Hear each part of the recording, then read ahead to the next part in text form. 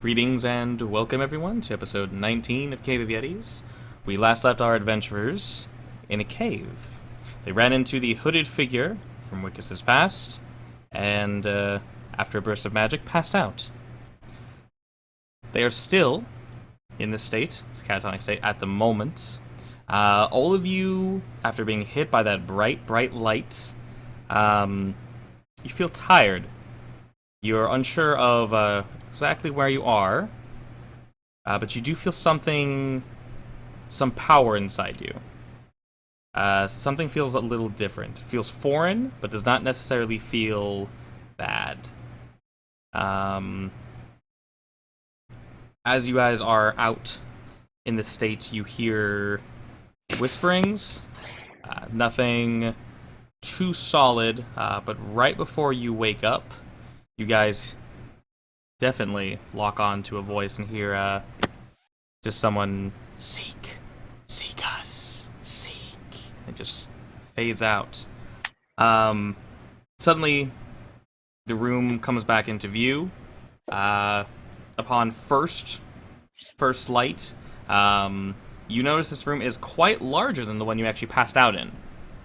And you see a worried Yashiro floating above you, looking down at you guys. Floating? Sorry, did you say floating? Like hanging over you guys. Hovering. Hovering over you. At least 6 feet off the ground. In midair. Yeah, he's just parallel, just floating over you, dudes.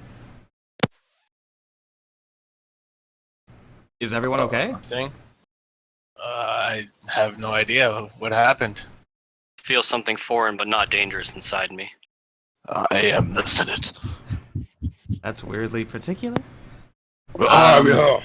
He kind of holds his hand out to, well, I mean, he and his men hold their hands out to help you out. You see that there's actually a couple of his soldiers in this large room with you guys to help you guys up. Thank you, friends. You guys are a little dizzy, but you're able to kind of stand up. Your legs feel a little weak, and your heads are kind of swimming as you stand up, so you teeter. But other than that, you pretty much feel okay. He looks to each of you and kind of squints his eyes a little bit.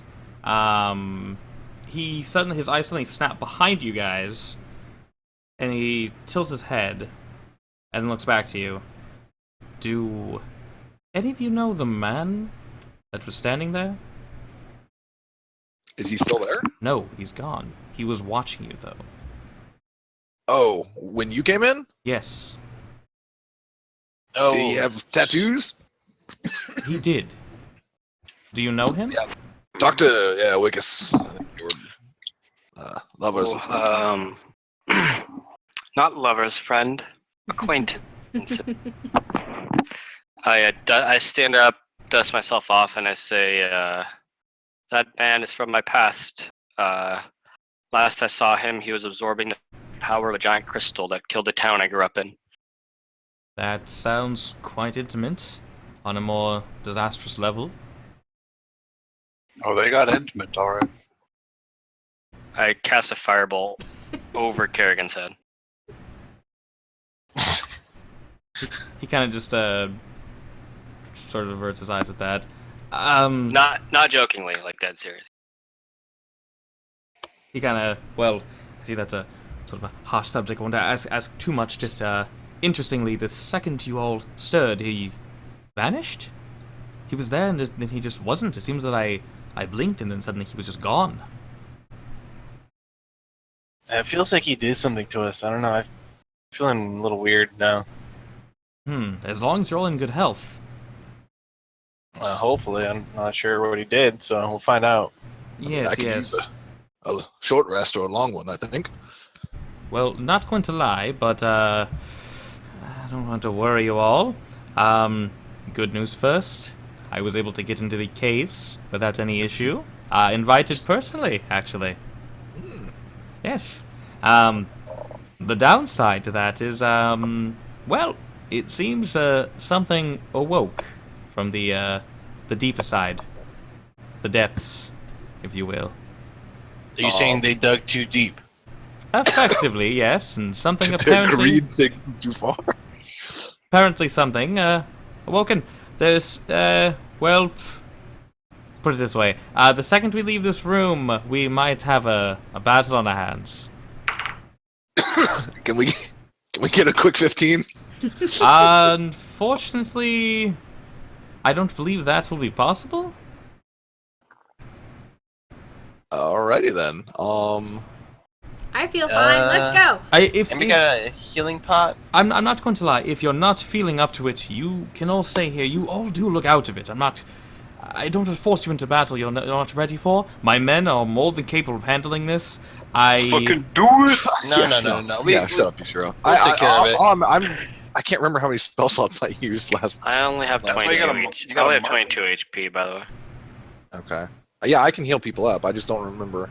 I have my level 2 spells. I think I used one of them because I have that marked. But it says I have 4 or 4. Yeah, spell slots. I'm not looking so hot. I have 7 left. All right. Well, while you guys check that, you also do notice this room is a different room from the one you passed out in. This is not the same room. How long were we out? Yeah, how long? You guys have no way of telling. Would it have replenished? Did we wake up feeling refreshed? No.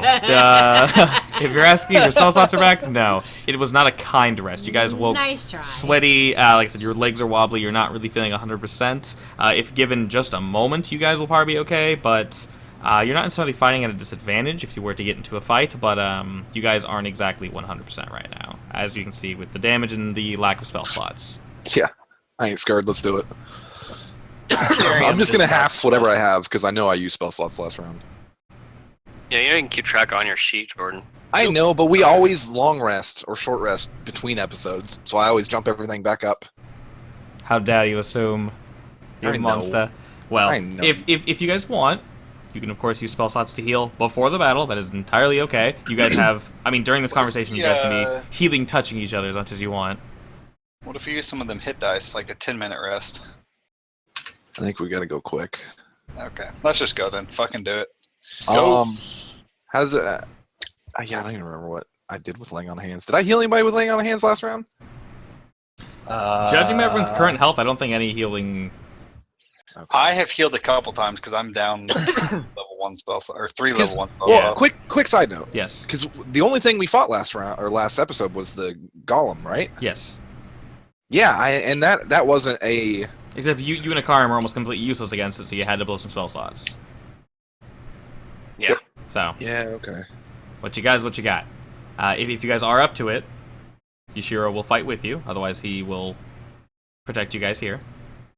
Yeah, I go. say, Yeah, let's go. yeah. Does anybody have any healing potions left or no? I can hands you. Maybe just like one. Give me a one hand. Don't get handsy, Yeah, boy. Give me a one hand. Boy, let me give you some hands. How much health do you have? 2 out of 38. Out of 38. Yeah. Yeah, give him a boy 10. I'm gonna pop on, my take- second wind just out here. Nice. 10 tucks. 10 hands. Hands across America. Alrighty, so while you guys are doing that, Gracias. he sort of starts leading you guys through the small entryway that leaves this room. He kind of looks around. Not really sure what this room was used for, but convenient place to find you all in.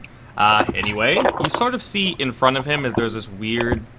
You can see the room beyond, but just barely. It's like this weird milky layer of. Sort of looks like water in a way, and it's obscuring what is beyond the room. You see moving figures, but that's all you can see. He sort of holds his hand out, and you have his 5 men behind him, and then you guys are behind his men. He turns back to look at you all. Well, are you all ready? Onward. All right. As I said, this is not going to be pretty. We're pretty much going to jump directly into the thick of it. Yeah. Lead the way, my friend. All right. Good luck. And here we go. He closes his open palm.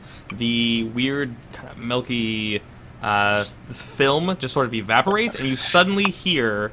You guys go from hearing just silence. You guys only hear your footsteps and you guys' conversation. The second he closes his palm, you guys just hear a just ripping and tearing, rocks just scratching, and you hear this like this bestial howl just like just in the background, and you hear just multiple just all these noises just pouring into this room. He kind of turns around and smiles and says, well, if you're all ready, I guess I'll lead the way.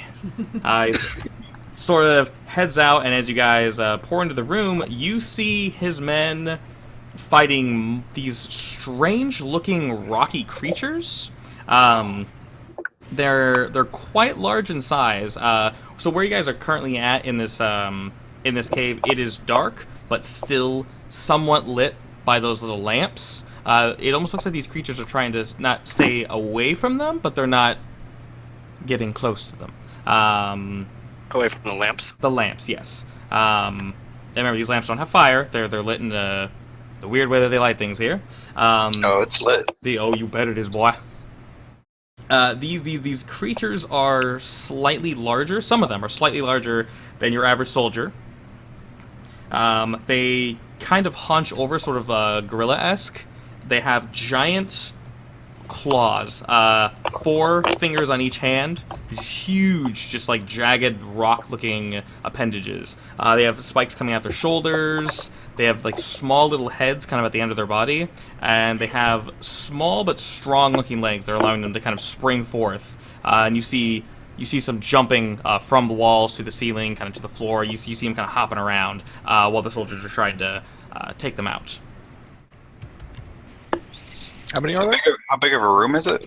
This room is about the same size of the one that you guys fought that golem in. Pretty much, right as we enter this room, there's a lot of them. I mean, there's a ton. There's like, I don't want to say 50, but maybe around that number. There's a lot. You see a ton of Ishiro's men, probably about 30-ish, 30, 40 of them he could fit in here. They're all just kind of 2v1, 1v1, trying to take these guys out. You see magic, spears, axes, swords, everything. Ishiro kind of goes off to the right side of the room, looks back to you guys and says, well, best of luck. After we dispatch of these mild annoyances, I will see you all at the entrance. Mild annoyances. Where are you going? I am going to assist my men in combat. Oh, I thought So he was he's leaving. got like some of his army here, apparently. Yeah. Yes. Okay. As he kind of is facing you guys, he sort of bows his head to you. From behind him, you see this this beast leap from the ceiling straight down at him, just roar, just flying at him. He turns around very quickly, and with a quick whip of his sword, severs its head completely just in half, vertically. It tumbles over him and lands in front of you guys, sort of twitching, and you see this viscous fluid just oozing from this giant cleave where its head was. Okay. And then Carry him does a golf clap. Ishiro kind of walks off to go complete his job. Yes? Dan, There aren't any. No, go ahead, Nate. Yeah. I was gonna say, can you explain these guys one more time, what they look like, very quickly? Yes, basically imagine gorillas but made of rocks. They have claws, very kind of small-ish heads, and not grasshopper legs, but like imagine stronger, smaller grasshopper legs, and then rock gorilla, basically, if you want to think of that So they way. can jump. They can jump, yeah. Okay, gotcha. Like I said, you see some hanging on the ceilings and the walls. Yeah. So. Mm-hmm. All right, so pretty much Are we immediately after top that, order right now, or are we rolling through this? you guys aren't immediately in combat, but like there's a whole bunch just kind of farting about. If you guys want to try running through, you can, but I almost want to say you'd need to do a group stealth check or something. Your option, your choice. Do we see something on the other side of the room, or is it a closed-off room? So if you He guys were to said look, he's going to the entrance. yeah, if you guys were to look to the right, you see, so to your left and to your right, you see his men grappling with these beasts. If you were to go further right, you see that it actually gets much darker down that way. You're assuming this goes further into the cave. The other direction, to the left, looks like it's been worked on a bit more. You see a few corpses of dwarves. They are ripped apart, from what you can see, looking around now. Brothers! They're kind of far off. This is. Do I spy one of those dwarven drilling machines? You can see one kind of off in the distance. You sure to go to the left, by the way. He didn't go further into the cave. It looks like what you guys would assume. He's going towards the entrance. You do kind of see him off as he's walking out for the distance, sort of sparring with a few of these things, rallying his men, and kind of get everybody up and ready. So you guys have a quick moment to decide what you're going to do.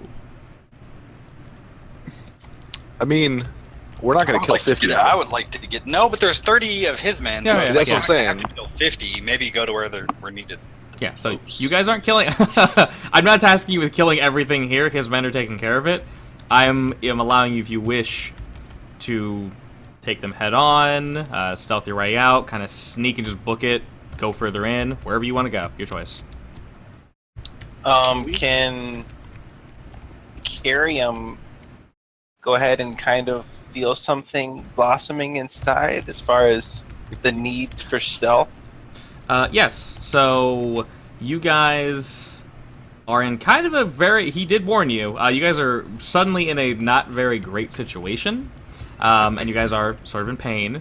So in this moment, Akarium does feel like he could assist the team in some way. So basically, Carium looks around, and all the shadow cast by the lanterns and in the caves, you just feel something blossoming inside, and the need for stealth has brought a power forward. And can we go ahead and roll for this? Tell me what you want to do. So basically what we're doing basically, here... just want to do is, like, bring the shadow that's around and kind of, like, create a cloak over the party as we move forward through the chaos. Okay. Are we not fighting? Your choice. I mean, if this fails miserably, then you have lesser options, but you guys' choice. I'm down with trying to sneak by him. Yeah. Okay, so you're basically trying to... So Akarium says, I think I can cover our tracks, guys. I think we can sneak by this. If you're down. Before he rolls this, Dan, can I use my Ben luck to add to this roll for him or no? So these powers that you guys now suddenly have, modifiers don't affect them just yet because they're so new. They're sort of these are off the books basically. You're rolling a 1 to 20 to basically you tell me what you want to do. Then you roll a 1 to 20, and depending on how complex it is, it'll take up more to get complicated. You guys have basically two quote-unquote spell slots, 2 charges of this ability. However, if it's more complicated, it'll take up more. If you roll poorly, would this be a 1 or a 2 slotter? This isn't too complicated. Depending on how he rolls. So yeah, we'll put it this way: if he rolls very, very well, I could have this conceal you guys perfectly, but take up both slots. If he rolls middle of the board, I'll have it take up 1 slot, and then kind of, you guys are seen but not, and you might also have to do a stealth check to also get out, so. Okay. Yeah, I'm just trying to gauge what, like... Kind of like doing what Griffin did with the D6, Jordan. Yeah, but each one is going to be up to Dan as whether it's 1 or 2. Yeah. Essentially. Mm-hmm. Yeah, Yes. okay. Yeah. Because remember, you just got this power, so it's brand new. Yeah, You've never done it before. For all you know, it could hurt you. Like, it could backfire and something bad could happen, so. Yeah, please. Turn him invisible forever. Alright, so D20. Yep, just roll straight up d20. Okay, so you rolled fairly well. What's going to happen is, from the darker recesses of this cave, the shadows kind of stir in this weird liquidy kind of way, and they slowly kind of slink towards your guys' party. You guys feel... You can almost feel them envelop you. They're sort of twisting around you guys. They're focusing a little more on Akarium rather than the rest of the group, but they are sort of pulling up and obscuring anyone from looking in on this weird shadow bubble that's kind of around you guys.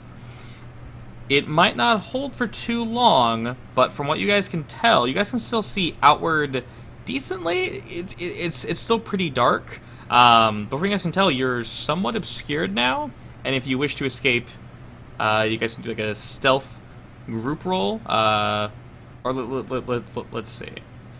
We'll have everyone but Akarium roll stealth real quick. Go ahead and just do that real quick. Stealth.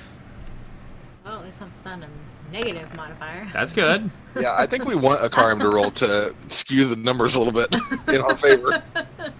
Because don't you have like a +7? I have badass stealth rolls. He also has his cloak. Sneaky cloak. Yes, sneaky cloak. Okay. Well, you know Valk is not ever stealthy. Yeah, so the shadows are giving everyone. You guys feel extra sneaky. You feel super sneaky. Because of this, you guys actually have advantage on this roll. So both Vulcus and Altera, go ahead and roll one more. Well, didn't help. Okay. We tried. Although you're taking that 3, not the crit 1. Actually, hang on. I'm gonna give Valkus my point of inspiration. Yeah, no, it's okay. It's not. No, dude, dude, you're gonna die. You're gonna trip and fall and get killed by gorilla monkeys. I'm not gonna die in this place. Don't waste the freaking stealth roll. It's a crit 1, dude. Dude, just have me trip and you guys keep going. I'll sprint through it. Now you're gonna call attention to all of us. We dwarves and His elves. metal armor. Alrighty. So you Your guys funeral. are actually able to I knock a bucket into a well. I tie my rope around Valkus's And waist it's heard, before this it's heard happens. for miles in this cave. If we're going through and this is all like kind of a one action thing, could Ikariam kind of sense that Valkus is maybe struggling with the stealth part and maybe impart a little bit more of the shadow towards his side just to keep him. And here's Can't where even- the can't even say waters it without become very laughing. muddied. Right? yes, yeah, you can definitely try that. So this whole action will expend both of your charges for your new ability, but you can definitely do that. So the shadows are assisting Vulcus. Don't waste it. It's okay. It's okay. It's not worth it. It's okay. You don't fight. So the shadows are assisting Vulcus a bit more. You guys are able to get a good portion away through the cave. As you guys are walking, the shadows are only obscuring view, so you are leaving a physical trail and sound behind you. Some of these creatures, even in the uproarious clash of battle, you just see around you. You see some of his men are felling these beasts decently well. You don't see many of them dying. A few of them are getting pinned, but these guys seem to work very well as a unit. They're all helping each other. They Suck my unit. pretty much. You see them essentially pushing these things back into the cave as you guys are leaving. If you guys want to do a quick perception check for me. Only always. Ever perceptive. That wasn't that bad. Okay. As you guys are kind of moseying past, Kerrigan specifically notices. I always think you roll twice, babe, but you don't. I saw your name first, so I'm like, babe, stop rolling twice. Oh, because the last one. Because the last one, yeah. So as you guys are kind of making your way out, you sort of notice that the soldiers are beating these beasts back into the cave, but it almost looks like they're trying to escape. It looks like they're trying to leave. These things look very panicked. They don't look like they want to be here. They're not necessarily trying to fight. They're almost just trying to escape. As they pin them down and stab them and kind of like push them off the side, rather than the beast fighting the soldier, it almost looks like the beast is trying to get the soldier out of its way so that it can escape. In this just whirlwind of panic and whatnot, as you guys are kind of walking forward, you come face to face with two of these things that are kind of panicking in front of you. There's really no way to get around.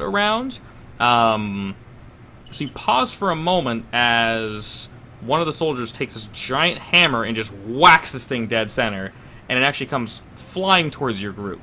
To escape this thing's general mass heading in your general direction, go ahead and everybody roll dex to get out of the way. Dex save or just dex check? Does he see us or is just swinging in our area? So basically you guys are trying to slink between battle without being seen. Currently, since no one's focusing like on an you, athletics jump out of the way, right? you can do that. You know what? Athletics is fine. I'm fine with that as well. All right, That's entirely reasonable. take that first one. Okay. That's First a one. waste of Okay. 2 fucking good rolls. Yeah. Okay, so you guys are able to actually dodge out of the way quickly enough that no one notices your little shadow bubble. It almost seems to be specifically here obscuring you guys enough to the point where no one actually sees you. They're so focused on the fight that everything is just continuing around you as it normally would. You're getting a few weird looks from the soldiers, but other than that, these beasts seem entirely interested somewhere else. As you guys kind of move on, the battle seems to wane. You guys are coming into the light now. You see Yashiro sort of spearing one just straight down its face, basically. He's slowly pulling his sword out of its what looks like its mouth, and this black, just viscous fluid bubbles forth, and you hear it kind of as it just kind of thumps over, and this dust just kind of settles around it. He looks towards your group and smiles as Carium kind of. You guys went for a little while, so you're a little sweaty. You're kind of feeling it, but you were able to hold this for just long enough. The shadows do fall from you guys, and Shiro kind of nods his head towards you. Impressive. And well, that felt weird. that looked quite strange. I'm not sure I've seen that before. Welcome back. How did I'm you not really do sure what that? happened. I have no idea, but it was pretty damn cool. Oh, it was super cool. Well, So, where to now? that is a question I was actually going to ask you all. Well, the golem things look like they're running from something. What did you see in Well, that? I exactly? actually don't know that, but I think someone in our party does. They seem to be wanting to get away. Could you make a guess as to what they were trying to escape from? I have no idea. Alright, well that is definitely worth investigating. Sometime later, thank you very much for the information. I will bestow it upon my men, and we will most definitely look into it later. For now, though, it is good to see you all in, well, I would say good health, but you all look a little tired. Okay, yeah. We're a little worse for the wear. Slightly. I've been better. Could do with a break. Entirely reasonable. My camp isn't too far from here. I'm sure you're aware the town also isn't too far from here. If you wish to rest, I could accompany you all. Yeah, you gonna have your men stay in guard over us? That'd be dope. I mean, I assume you're not just going to plop down right here and start sleeping. I'm If you- exhausted, man. You're more than welcome to if you wish, but there's, as I said, my camp is Pretty sure we can follow you to your camp. I More- think we yes. can make it to the camp. more than adequate for resting, if you will. Well, Lead the way. all right, that is where we are headed. He walks towards a small group of horses. Do you all ride? Yeah. As a matter of fact, I do, and I cast Find Steed. Alrighty. Suddenly, do you have? By the way, do you have control over the token for Tuskers? Do I? I don't know. Can you? I do. Yeah, you do. Oh, yeah, I do. Excellent. Excellent. That's perfect. I love it. Alrighty. I thought I set that up for you. Alrighty. Tuskers is always there. He's always off to the side if you ever need to summon him. Just drag his ass in. Alrighty. So are you gonna make a show of this, or is Tuskers just gonna plop out? No, I in my mind, it's kind of like the Darksiders. He Mhm. kind of appears out of ground. Okay. Strange, but pretty cool. He kind of raises eyebrows at that. Impressive. Is my buddy Tuskers. He nods to Tuskers. Nice to meet you, Tuskers. Then he kind of Just holds, manly oink. holds his hand to the rest of you. Choose whichever horse you wish. They are all the finest in the land. Is there a white one? Of course. Go for it. Then that one. Is there a Alrighty. pink one? Oh no! Yes. I'll save it for later. Okay. I'll save it for later. Okay. Mhm. We I could messed up. Mhm. dye a white one pink, but no. I'll take the grayest one. All yours. All yours. She can fix the mistakes. Do you have a Mhm. particular choice, Altera? Just Time grab like the next that. one in line. I know. You sound like you want to do something. Dang it. Yeah, I did. I wasn't thinking, and then it hit me like a brick. It's cool. Do you want to rewind 5 seconds to do that thing? Timing. Your choice. Nah, it's Okay. Okay. We'll save it for later. No worries. You set that up like you softball pitched that to me, and I fucked it up. I have no idea what you're trying to do. I'm lost completely. What's new? Okay, All no worries, no I worries. can jump on my white horse and say, "Town." Wait, Kerrigan, what was that? well met. To town. Infinitely quotable. Are we going to the town or his camp? Where you guys want to go? No, camp. I guess. Okay. As you guys are headed toward the camp, he's quiet for a little while. You guys are going at a decent pace. He kind of turns back to you. I didn't see the fight back there, but you all don't look much worse for wear than when I first found you. You all seem to be well enough to defend yourselves. Do any of you have military experience? I do, actually. As do I. Oh. Would you, we have time. Would you mind telling me of your exploits? Right now? Ikariam. I mean, we still a little while out from the camp, yes? Unless you don't wish to share, that's entirely reasonable. Sure. If you like, I served with the Brotherhood of the Griffin under Aeoth Fesm. I was with him for many years before I had to part ways. Personal reasons, rather than not get into it, but I've seen my share of the battlefield. Alrighty. And Mr. Volkus? I'm surprised you've not heard of my service, Yoshiro.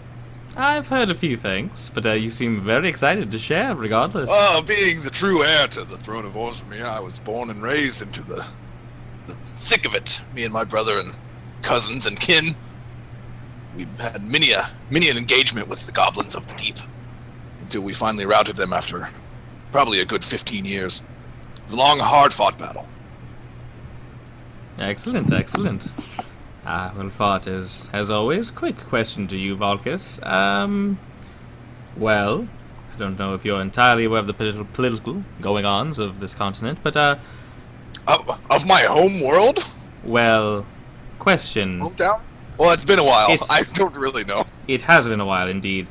Are you trying to lay low, or are you, Yes. Please do not be, spouting off the name of Valkus, if you could. just wondering? Yeah, It would probably not end well. all right. I heard you're going by a different name from sources. so- Changes quite frequently. Todd. The standard is Steve. Steve. Steve is standard, yes. Steve is the standard. That works. Steve That is the works. standard, yes. If you don't know what to call me in public, just call me Steve. I'll call you Steve. That sounds wonderful. He kind of smiles to himself, and then he's leading you guys. He's up front. He sort of turns away and is silent for a moment, and sort of clears his throat and says, "The wars. Was it worth it, to gentlemen? Absolutely. Was war worth it? All of it." Yes. Of course not. Death is never worth it. Humans are fallible, weak creatures. And that's part of the reason why I left. He sort of I fight to defend the innocent, but it's humans that cause them to be in danger in the first place. he's sort of If nodding. it was a his- perfect world, we wouldn't have war. He sort of nods as you speak. All right. Well, he sort of turns back to you all smiling. It seems we're here. Actually, while that's happening, Yeah. I want to write up to Kerrigan simultaneously, and I want to say, friend, that man back there, responsible for the death of my entire family and city. So I'd appreciate it if you'd keep the jokes to a minimum. Just gonna double finger gun it at you. All right. What joke did he say? When he was talking about the guy with the crystals, and he said that we got intimate or whatever, when I did the firebolt over his head. What is his name? Do we know his name? Nope. Mm-hmm. So I'm just saying. So like in my backstory, he killed the entire city and my family. So Oh, okay. Wickus isn't messing around. People are joking about it. I thought the past was in the past. Not that. Some wounds never heal. Yeah. I mean, that's kind of a big wound. All right. Yeah, I just want to get it out there. Entirely fair. All right, so Do you say that loud enough for everyone to hear? Or do we have to No, learn that that was lesson? while you were talking to. Oh, okay. I just told him because he made the joke earlier. Okay. alrighty, so we arrived at the camp, and he sort of looks at you all. I assume we're all ready for our rest. Yes. Yeah. Good to All go. right. Point He, me in the direction of the monk. He actually points directly to these large, nice-looking blue tents, actually. That is our guest quarters. Anything you could possibly want is there. Feel free to rest as long as you wish, and then we can discuss business. Wonderful. Thank you, Yoshiro. You have been quite the friend. He smiles and nods. Welcome as always. I crashed for a period of time that could be considered a long rest. Long enough to get your spell slots back. Yes, sir. Alright, so you're all healed to full, get your spell slots back, everyone's good. Actually, I was gonna Kieran wanted to hang back with Okay. Yoshiro after Okay. everyone left and Sure. ask him. So, was there a reason you're asking about our military history and views on war? Kind of an odd question. Just wondering, just making small talk, you know. You all seem like a very capable lot. Survived, well, a few circumstances that I don't believe you should have, so interested in your group, you could say. See. And have you served yourself? Of course, I am a captain of this army. I am currently one of the... I don't want to toot my own horn, but I believe I've been over this before. One of the only, if not the only, men from my hometown, from my continent, to really make anything major of himself. I have fought. Nothing too And what's your view on war then? necessary evil, if you will. I Yes. don't necessarily enjoy it. Unfortunately, there are no other options. I normally try to go down the political route first, but sometimes words are not enough to sway men. Some are far too set in their ways and only answer with a blade, and only can be answered with a blade. Yeah, Kiriam nods in agreement and heads off. He sort of nods respectively at you as you walk off. Cool. Alright, so you're all healed to full. The spell slots are back. You're still a little, I won't say winded, but kind of slightly emotionally drained from the spell or whatever you use. You get one of the slots back for that thing. With the power. Yeah, I'll give you guys some numbers. I don't know if you can see them, but 2 will basically mean you have 2 slots. I don't know why there's 0. That's weird. There we go. There we go. Wonderful. All right. If you guys wish to discuss anything in the tent, as you guys are resting, before you're resting, after, whenever, you guys may. Otherwise, move on to wherever you guys want to move on to. So we're in a war camp? Effectively, yeah. The camp looks like it wasn't erected hastily, but somewhat. I mean, he's not from here, so it looks well put together, but by no means permanent. Dan, do we know? I'm trying to remember. Like, he is.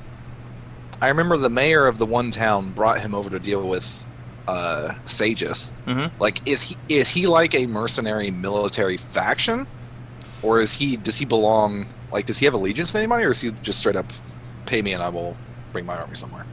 From what you guys can tell, and from what a Carium could gather, he is from somewhere, and he made a name for himself. And Yeah, apparently and he owed the mayor a favor. Yes, okay.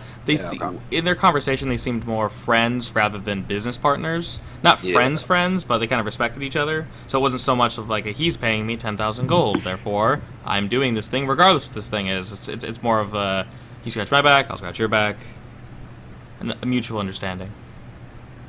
Gotcha. I'm gonna ask Yoshiro. I'm gonna say, Yoshiro, do you have any mages in your camp? So you guys are like leaving your little camp and you're gonna go look for Yoshiro? Oh, he's not here? I thought you were gonna just talk to him. He did, but you guys just did your rest. So unless you, okay. yeah. So Aaron went to, Akarium went to go talk to Yoshiro, then kind of came back, and then you guys rested. So like I was saying, you guys are all in the camp together right now in your little tent. If you wish to discuss anything with each other, you may, or you can go seek Yoshiro and talk with him. I was just trying to refill some kind of potions, but I could send Cromwell to go get Yoshiro to come over here. or can you send Cromwell to scout for like some kind of, you could tell there's some kind of mage setup, or I don't even know if he could tell that, but Dude, Yeah, he understands. Send Yoshiro a note saying, "You got them potions? boots and pots. Boots and pots? Question mark. And boots and pots. Yeah, can you just send Cromwell then? Sure. Yeah, I'll send Cromwell look for some kind of. Just ask him if there's anywhere we could restock supplies. Yeah, like an item store or something like that. Mm-hmm. Sure. Okay, so you're just having him basically hunt down Yoshiro? Looking for Yoshiro or for some kind of like supply shop or Okay. quartermaster or something like that. Okay, so here, you're not going to find any shop here, because this is Yoshiro's personal camp. If you were to find a shop, most likely be back at town, but your bird friend is able to find Yoshiro. He, It's like a bubbling cauldron, or something.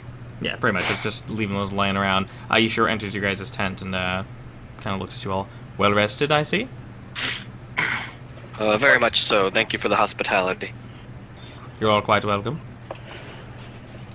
We all ready to get down to business, or...? Yeah, I pull out of my bag. I pull out like 2 empty vials, and I say, you guys, you know where I can fill these bad boys up? With...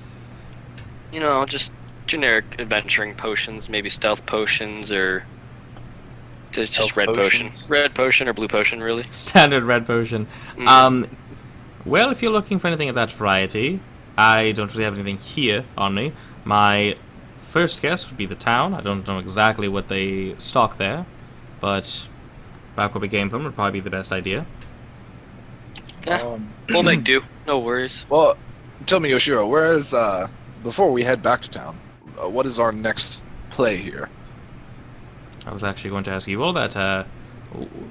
I appreciate you all coming here. What exactly are you here for, though, if you don't mind my asking? I mean, I understand. I asked for help and you sort of followed, but why? Well, that's a multiple-part question, I think, Yoshiro. I mean, my ultimate goal is to regain my throne. I think we're also here for some crystals, so we could one day defeat Sages. Have we? Yeah, we told you about Sages. Well, yes, and I told Yes. you about Sages. Yes, we're all quite aware of him, unfortunately. That is Yes. why I am here. So that's kind of the two-part. One, my part. Seems that many paths are crossing in this side of the continent. Yeah, there's a lot. Overthrow a king, hit a wizard, find some crystals. I assume the you're usual. not exactly on a friendly note with your brother? Ah, well, that's good to hear. I'd assume so. No, There's a question. I'm asking you a question, friend. Oh, that was a question? It is a question, yes. There was a question mark at the end of that. There was a question mark? What was the question? That I'm not on good terms with my brother? That is the question, yes. I don't want to pry, but why are you not the... Have you not heard the story? No, I've not, actually. Oh, man, I take a seat. Well- I've heard multiple stories. What is yours? The truth, friend. The throne was stolen from me by my own brother, and he murdered my mother right in front of me. And I was sent on a ship to a land I did not know, and It's where I vowed to find retribution and hold my brother accountable. And that's when I joined the group of paladins in the south. Or north, I don't remember. You Interesting. don't remember if it was north or Yes. south? I don't remember. Hey, I man, was conked over the head. If you remember last episode, he didn't even remember where we were or where the It's mine very was. true. And this is You where he know, was your friend- raised. Your friend Valkus does not have the best memory. Our, but, our yes, dwarf no, I- paladin friend, he drinks a lot. A friend, yes, you are. I mean, I don't want to be that guy, but I mean, you are standing in the presence of a king, the one true heir, Now, is he our king or just a dwarf king? dwarf king. So he's not. So he's not. You're not his king. No, Yeah. no, but he is still in the presence of royalty. Yeah. Okay. No, he has no allegiance. Yeah. Alrighty, well that is an acceptable answer. I was just wondering what our exact situation was. I want to make sure we handle this with as much sincerity as possible, and I do want to be careful so we don't step into any accidental traps, if you will. And your Shiro knows about the guy that gave us the powers on accident. He saw someone kind of standing over you guys as you were sleeping, and as soon as you stirred, he suddenly just poofed from existence. Just wasn't Yeah. But I told him what happened, right? there. Yeah. Where he asked. Yeah. Okay. Basically, I mean it's vague, but because you guys barely even know what happened, Yeah. so yes.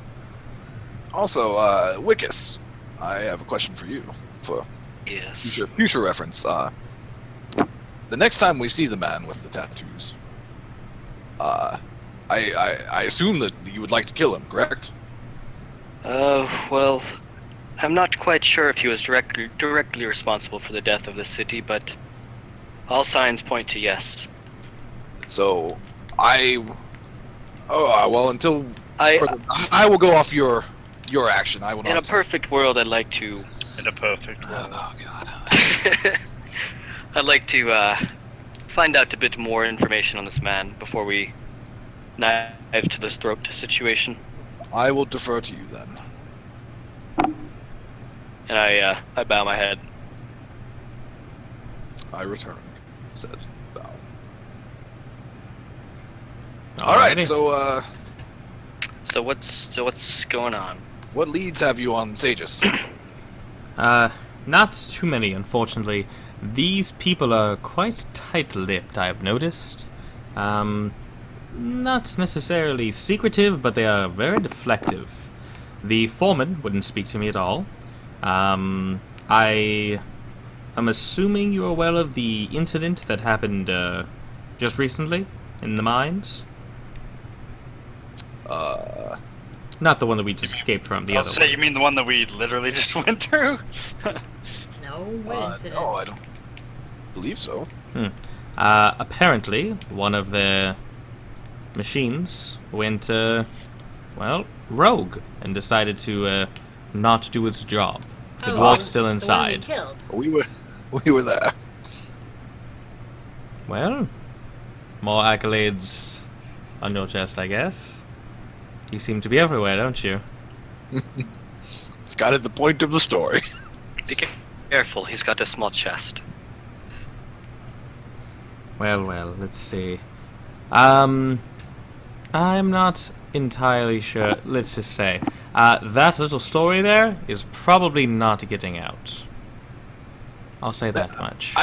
Well, let me ask you this, Yoshiro. Yes. What know you of the rumors and protests going around that these constructs have feelings and souls? I am not one.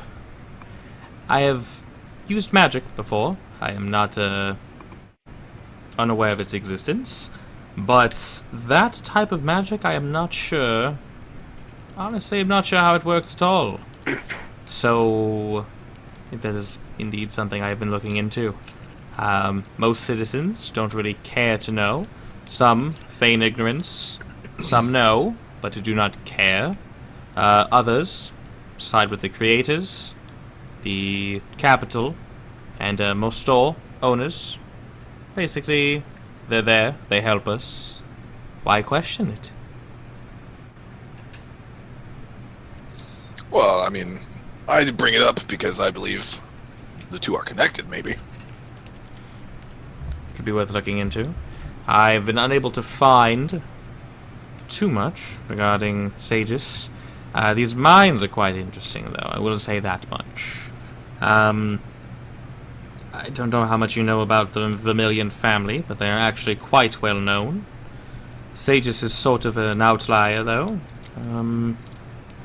On the outside, he seems to be quite a normal man.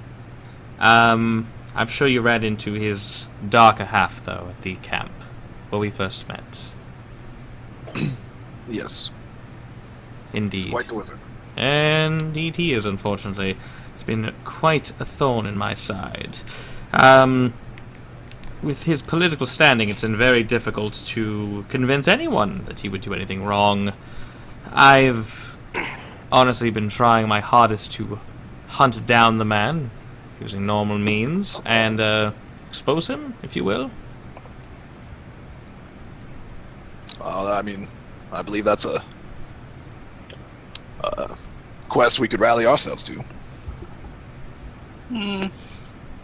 Oh, Kerrigan, have you something to say about it?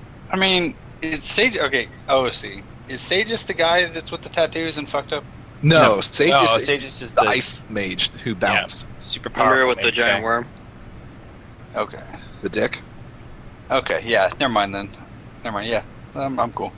Yeah, no, And then let's go. OC also Scrimclaw got away also. Yes. In the wild.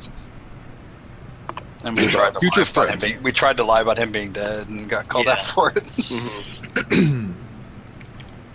So we don't. Sages never really attacked us, What? did he? He didn't What? directly Well, we attack you were- I guys. thought he bounced through the We're kind of portal. like good-naturedly dueling. Yeah, like he never Uh, really directly like. So Sages wasn't good-naturedly dueling you guys. You guys had a nice, I wouldn't say friendly duel, but a respectable fight with Scrimclaw. but he made it very clear that he Yeah, was yeah, dead. Scrimclaw. Like he No, I'm for saying, sure but he wanted never to really. Okay, yeah. No, okay, so Yes. to go back to that real quick, Sages basically said that Scrimclaw is going to kill you, guaranteed, and if he does not, Sages would not be very happy. Stop playing around. Please kill these guys. Bye. I have something to Yeah. deal with in this other continent with your brother Vulcus, and he kind of poofed.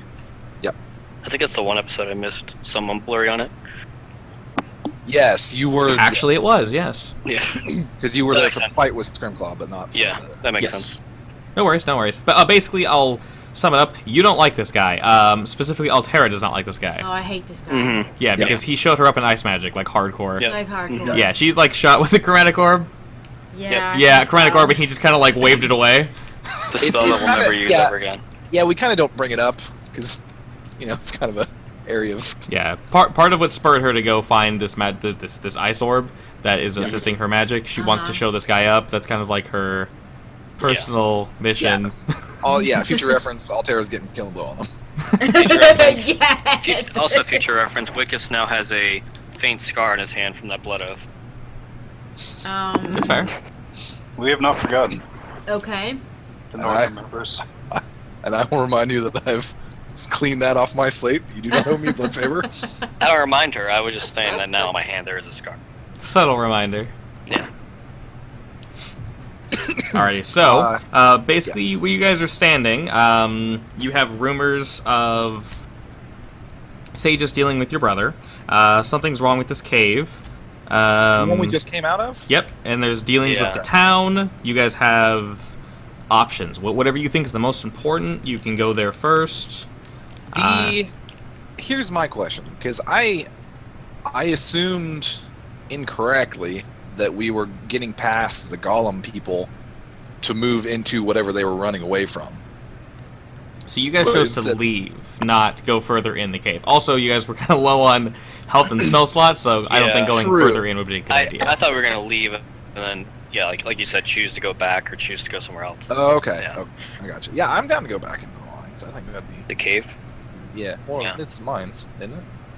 This isn't a mine. It's a tomb. It's the same thing. There's a hole in the earth.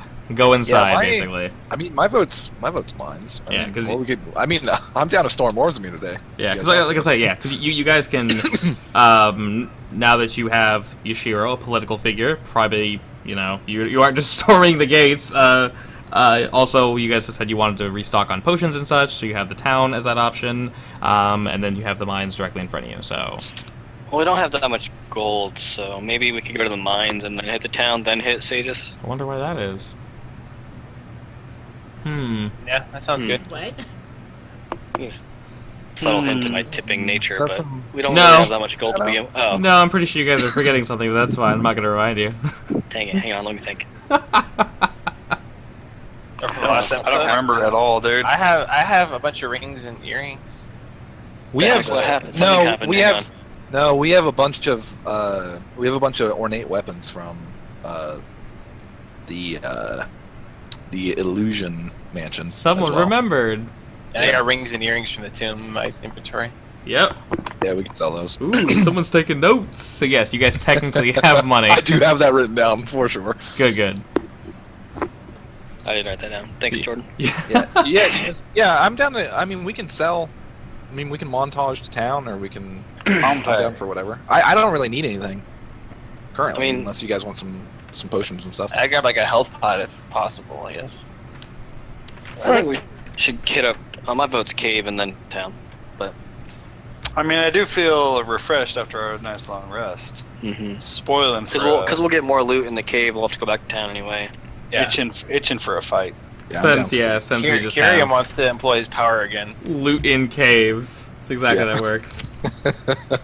I heard there was a solar sword in those caves. Oh yeah, you bet. Yeah, Or a I'm down WoW for wand. caves. Let's go. To the caves! I'm Alrighty. currently encumbered, so let's get out of here. So quick question. All that junk you guys have on you, are you leaving it behind? Are you bringing it to the caves? What are you doing with it? Can we ask Ishiro Doesn't- to Oh shoot. carry it to town for us? That's a bit much, Yeah. probably, but you could Leave it try. Let's just leave it in his. He's got like a whole troop of. Yeah, I know. Let's not abuse his. Yeah. He's not Why your not? errand We boy. came across an ocean. Can you personally take this to town and sell it for us? You're a servant Hey, boy. hey, Commander. we crossed an ocean to help him, and he's gonna just turn it down like That a is little, true. little Well, help. technically, he did cross an ocean to deal with Yeah, the but threat that we took care of. asked us to do it. Though. And he prepared the boat for you guys for free. Yeah, For for free. free. Can you call it by its real name, please?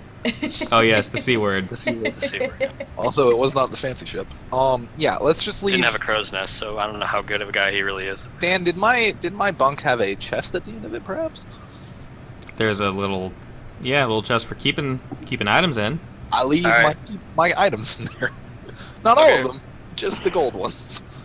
I cast minor illusion on top of the chest. It's going to be a miniature panda holding a morning star. Well, somebody's gonna steal that because that's awesome. No, dude, he's sitting on top. He's gonna guard it. Because that's awesome. Okay, Miniature sure. panda with a morning He's star. not freaking. Just turn it into a tree stump.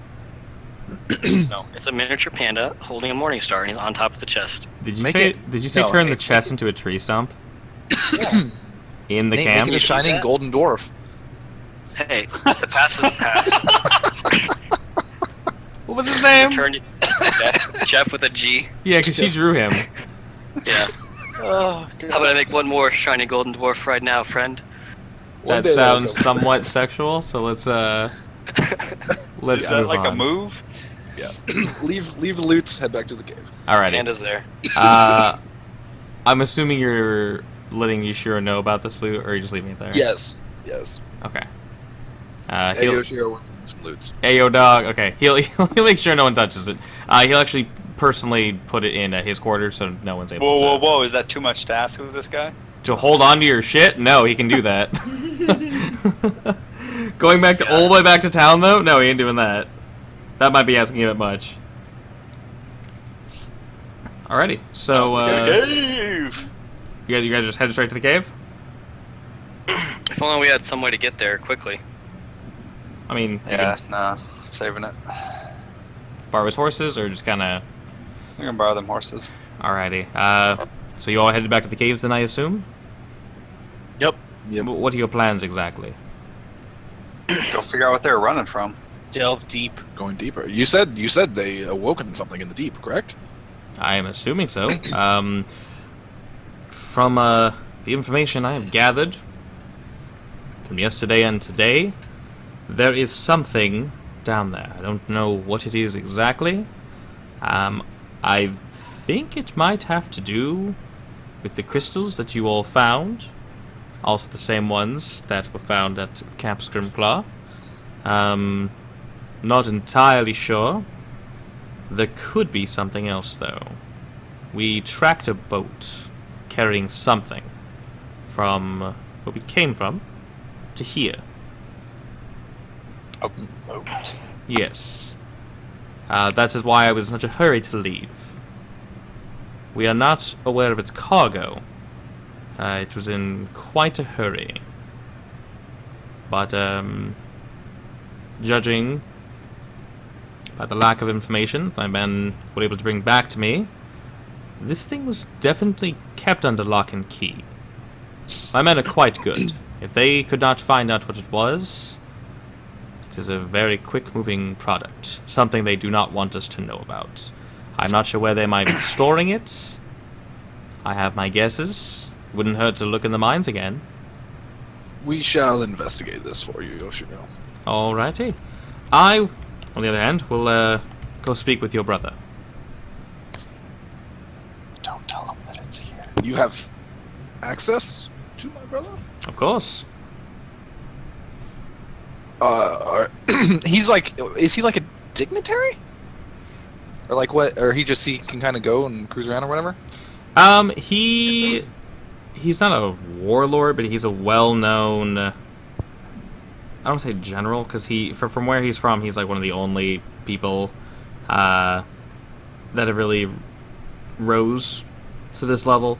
People respect him in terms of combat, magic, just general political prowess and such. He's a well-spoken, well-liked guy, basically. He's divvied out favors to people, so they owe him in return. It almost seems like this dude. He seems like he knows what he's doing. Okay. So he dude, somehow has a way to get in there. Okay. I really want to give him like an item of mine just to fuck with him. Have him give it to my brother, but no. Yeah, all right. You want to tip your hand? Noted. Dude, at some point, yes, for fucking sure. But Yes. not like way before. Not way before. No. At some point, I imagine him strolling down the street in a parade, and I'm gonna yell out, "Fuck you!" But, Oh god. yeah, so yell awkward. Out, Fully and fuck be you, or prepared you're for going that, to Dan. yell out. no, Fuck you. fully be this- prepared for something of that nature, Dan. You had this much time to plan something, and that's the best thing you could do. Yep. 15 years. Dude. Oh, fuck you. No, that'll be everybody kneeling and me pulling a Leonidas with spear in hand, chucking it. But yeah, okay, that's Rolling yeah, your noted. first plan was better. Noted. Alright. To the mines. Alright. He lets you borrow the horses again, unless you guys have a different form of transportation, and you're able to go back. Tuskers still up? Tuskers are still Tuskers, unless he unsummoned. I did not unsummon. All right. I want to blow spell slot to get back. Alright, that's entirely fair. So you guys head back to the mines. Things seem to be back in order. Nothing's really wrong here. You see the same charade you saw going on last time. Just they're kind of moving rocks around outside. Nothing really looks like it changed. You see a few remnants of the battle, some scratch marks, but it almost looks like they're trying to kind of buff those out. Other than that, you see a few of Yashira's men kind of not standing guard, but kind of casually, two were standing near the warden's office. They're kind of having a conversation. They don't look like they're ready for combat, but they're trying to make it look like they're casually kind of just hanging out. Doesn't look too official. All right. Can we, can we just stroll up here, or do we have to? I don't know. I mean, I think we have Stumple because we saved the dude's life from the thing. Maybe. You guys decide. I think we still need. I'm still waiting on that Wickus new charisma. I want to see some. Charisma out of Wickus. Trying to get back into the cave, they're just going to let us in. I mean, We're not officially we bluffed our way in the first time. yep. And then we shadowed out. They Did we shadow step out? You did. Yeah. And it's a new day. Mm-hmm. Let's just name drop, dude. Yeah, did it's we just- get it's just anything from the one cave far when way we went in. in last time? Like a part from a machine or something? Nope. You guys, I Did you think grab you guys have the key to that. Yes, I have the key to the. That's all you have, though. So you guys can. Let's just name drop. Be Actually, like, I'm oh, gonna- hey, you're no, I was going to. Okay, I'll run this by you before I do it. I was going to minor illusion a. Are these dwarves or humans or what are they? Dwarves. I was gonna minor illusion a dwarf technician guy with a mustache, saying that he's got a crew coming to look at some of the machines that have been going crazy. That's actually smart, yeah. Okay. Okay, so are we? We're not there yet. They don't see us or what? Okay, so you guys do this the way you want to do it. I'm not gonna have you standing somewhere stupid just to get you. Okay, let's say we're by we're in the tree line Okay. next to the cave. Yes, you guys tell me. We can walk up with your minor illusion as well. Okay, yeah, let's do that. Okay. I cast a shiny dwarf. golden dwarf. Is It's he a- shiny and golden? Yeah. He's not golden. He is a normal-looking dwarf in a jumpsuit. I am your god. He's in a gray jumpsuit, the biggest broom handle mustache you've ever seen, and he's got I'm gonna a get a character voice from this guy, by the way. and he's got a train conductor hat on. All right. He we're gonna follow him, so he's gonna walk up and he's gonna say, "Oi, boy, these boys here looking at the machines. Should take just a bit. In and out. What do you say?" The doors of the entrance sort of slowly turn to you and look. Yeah, that's fine then. Yeah, you pass it through the warden first, I assume. Oi, of course. All right then. Well, I guess get to it. Very well. In you go. They both the two doors of the entrance sort of watch you guys slowly walk in, and they kind of get back to their business. Wait, just you gotta de-summon Tuskers. Why? Do you? Riding him in? I mean, He's not Just that follow big. us then. Yeah, he's not that big. I mean, you don't think it's weird? it's a little weird, but whatever. We're Yeah. committed. We're committed. Go. Yeah, I mean, if somebody tells me I ain't no animals inside the mines, absolutely. But All right, that's fine. all right. They kind of wave you guys down. All right. All right. Mr. Dwarfman kind of jogs in. All right. Follow. Does he poof or? No, he's good. Okay. As long as he's within 30 feet of me, I think it's okay. Okay, cool. Just checking. So you guys walk in. You see the same cave you saw yesterday. It looks worked in the exact same way. You see the same kind of dwarves working around. Once again, the same as outside. It looks like they're trying to sort of cover up the signs of battle, covering it in dirt, putting rocks over any gashes, blood stains, things like that. The further you get in, it looks like it got pretty bad. As you guys go, like I said, as you go further and further into the cave, it looks like they've given up on, throwing a blanket on it. You see some dwarves actually doing work. No one is actually using any of those machines, though. They're all just pickaxes, smaller drills that look to be powered by that strange elemental force. Other than that, nothing too crazy. are there dwarven mining machines standing stagnant somewhere? If you mean the man-powered ones, you Yeah. see... if you were to go further in, yeah, you'd see a few that are, like, docked, basically. Yeah. Didn't those things just go crazy though? Yep. Yeah, you really want to? Yeah, I really do. We also don't have keys. I have a key, You have the key which I to... specifically asked last episode if these are universal, which the answer was absolutely they are. Yes, but key to what? The key to the To open the it. thing. To open it. Yeah. To Yeah, open it. If you don't know how to turn run on. it. Yeah, you just Yeah, go give me a quick fiber. I'll be all right. Well, I don't know if you guys want to let him do that, but, I mean, have at you. I mean, are you I guys don't going want to to fight it. I don't want to fight another one. I don't want to fight Valkus and Fine. All right, we continue on. We'll do it when we're coming out. It'd be a little awkward just to, like, jump in a suit and go, all right, let's do this. well, I mean, we said we are gonna work on the machines, so Yeah, that's... You do what you'll do. I'm not going to stop you. All right, let's keep going. All right. not many of those in Orzamir, huh, friend? No. Exactly This is all new zero. to me. This is all new to me, Wickus. Alrighty. So you guys head further into the mine, and things start to change a bit. You guys remember at this point, the mine kind of closed off a bit, and you guys were led into the room where you saw the man with the tattoos. It no longer bends that way anymore. Instead, you see the room that you guys woke up in, the larger one, off to the right. And basically where you guys stealthed in shadow and decided to leave. And then you see in front of you the, I don't want to say entrance to where the things were coming out of, but the deeper portion of the cave. You see some different looking dwarves. You see some more soldiers, but these ones look a bit more rough and tumble. They do not look like Yashiro's men at all. Human or dwarf? Everything. You see humans, you see elves, you see some dwarves, you see all types of races. Halflings, everything. Okay. You see some, like, lizard-looking dude. You see a whole bunch of... Are they running? Just standing. Standing around. Just chilling. Not too many of them. Get up there, dwarf man. The more you guys look around, the more you see there's not, like, one race line. It's... From what you can tell from the distance... They're not guarding anything. They're just kind of chilling. They're sort of...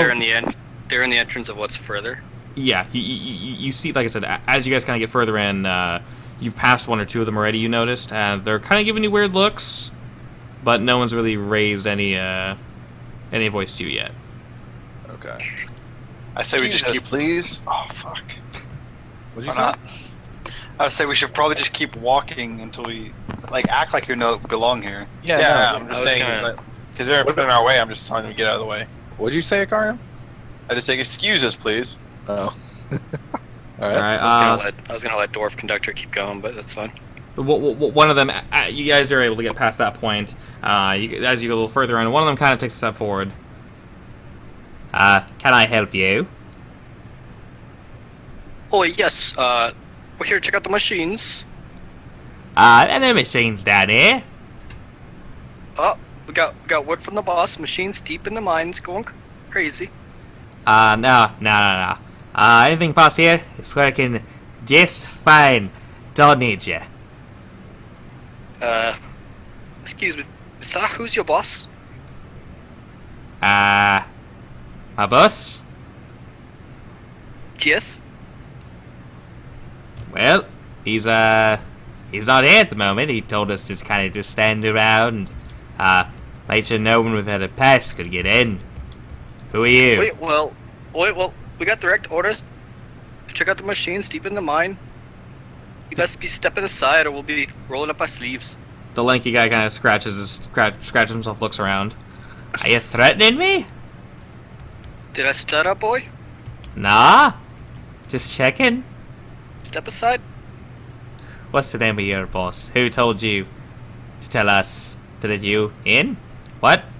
Did I get that right? Is that right? He kind of looks around and goes, like, that sounds right, yeah. Don't hurt yourself. Do we want to name drop your Shiro or is it the Vermilion family? Grinmar. Grinmar? My brother. Oh, Or we could do Sages. what name do we want to drop?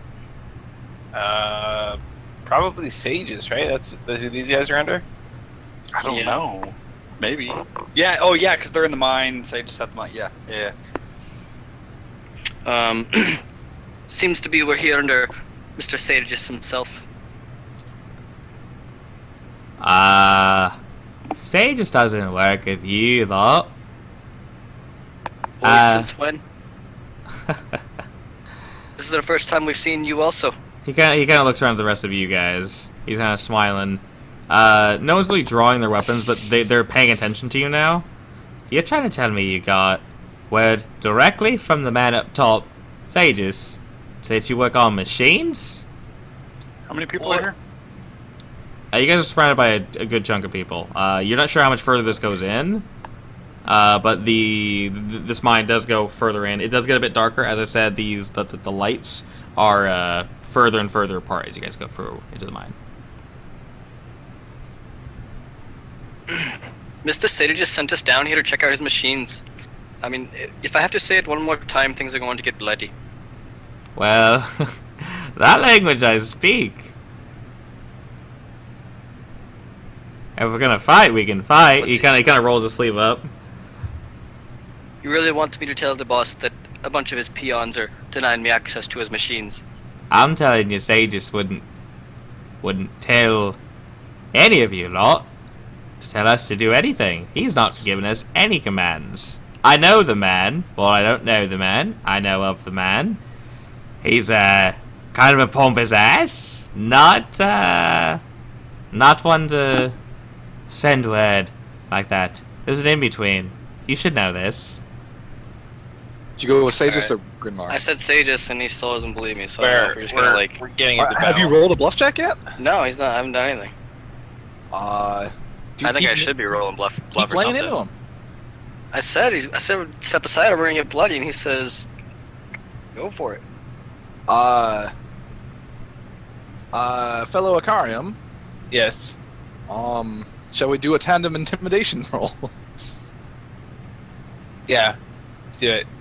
So what's going on is you guys are surrounded. He's not believing that Sages would have sent this dwarf guy to say we need to work on some machines further on in the But I mine. didn't roll anything. He could have been believing it. Hey, Wickus. Actually, hey, Wickus. Okay, so how about this? How about you do some magical shit? Yeah. Well, I was gonna do this. Ooh. I was gonna go Akarium, uncheese his blades, and I'm gonna use my shadow slot, kind of like have the shadows pool around in my sneaky cloak, and just kind of like do this like crazy wavy aura around me. Just be like, you don't want to throw your life away today, boy, and this is way above your pay grade. Step aside, or you're gonna die. So you can try to freak him Kinda out. thing. Yeah. Okay. And then maybe with Falcus, I was gonna, I or was gonna get whatever in. else you guys want to add into that. So Wickus is in the back, and I was gonna say that maybe he starts to get like very, very upset with like he's kind of chewing over what happened earlier with the guy. He starts getting like this like rage in his chest, and maybe like he starts to be able to like somehow like raise like dust and pebbles from the ground of the cave. Okay. Yeah, we have everybody here uses magic. Like, we can So there's, make like- him so believe there's, that like- we're fucking Stages' It's not buddies. worth it. So like Yeah. using my It's not worth like, it in Or general. that too.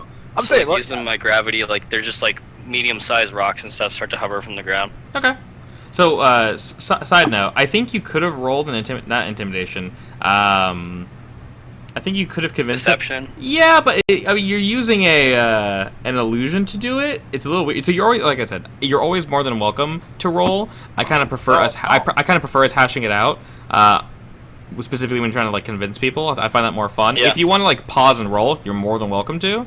If it's not going the way you want it to, go ahead and roll. I'm just saying, eventually I'm gonna run. Eventually, I'm gonna run out of excuses for this. That's fine. no, I like that excuse though, that it's not actually him doing the bluffing. Yeah. So Yeah, no, it's good. go ahead and do your guys' intimidation So- check. Also, side note, Yes. Dwarfman, the man of 1,000 accents. Yeah, I went through seriously. Jamaican. I went through Jamaican. Dude, yo, you some started, freaking like- Russian. Yeah, dude, everything. Anything and everything that dwarf speaks. Add some Irish in there. There was Irish, Jamaican, He's freaking he's Scottish. impressive. Like, yeah, it was the worst. That's tight. That's tight. It's better than not doing an accent. I Dan. kind of want to see Akarium straight up intimidation roll. I think. Go So for it. Dan, Yeah. am I doing one for my shadow, one for my intimidation? Yeah, so do an intimidation check and then just roll d20 for the shadow effect and we see what happens. So Okay. the only thing before you roll the shadow, if it fails, so if your intimidation goes through but if the shadow completely fails, it's going to backfire on the intimidation.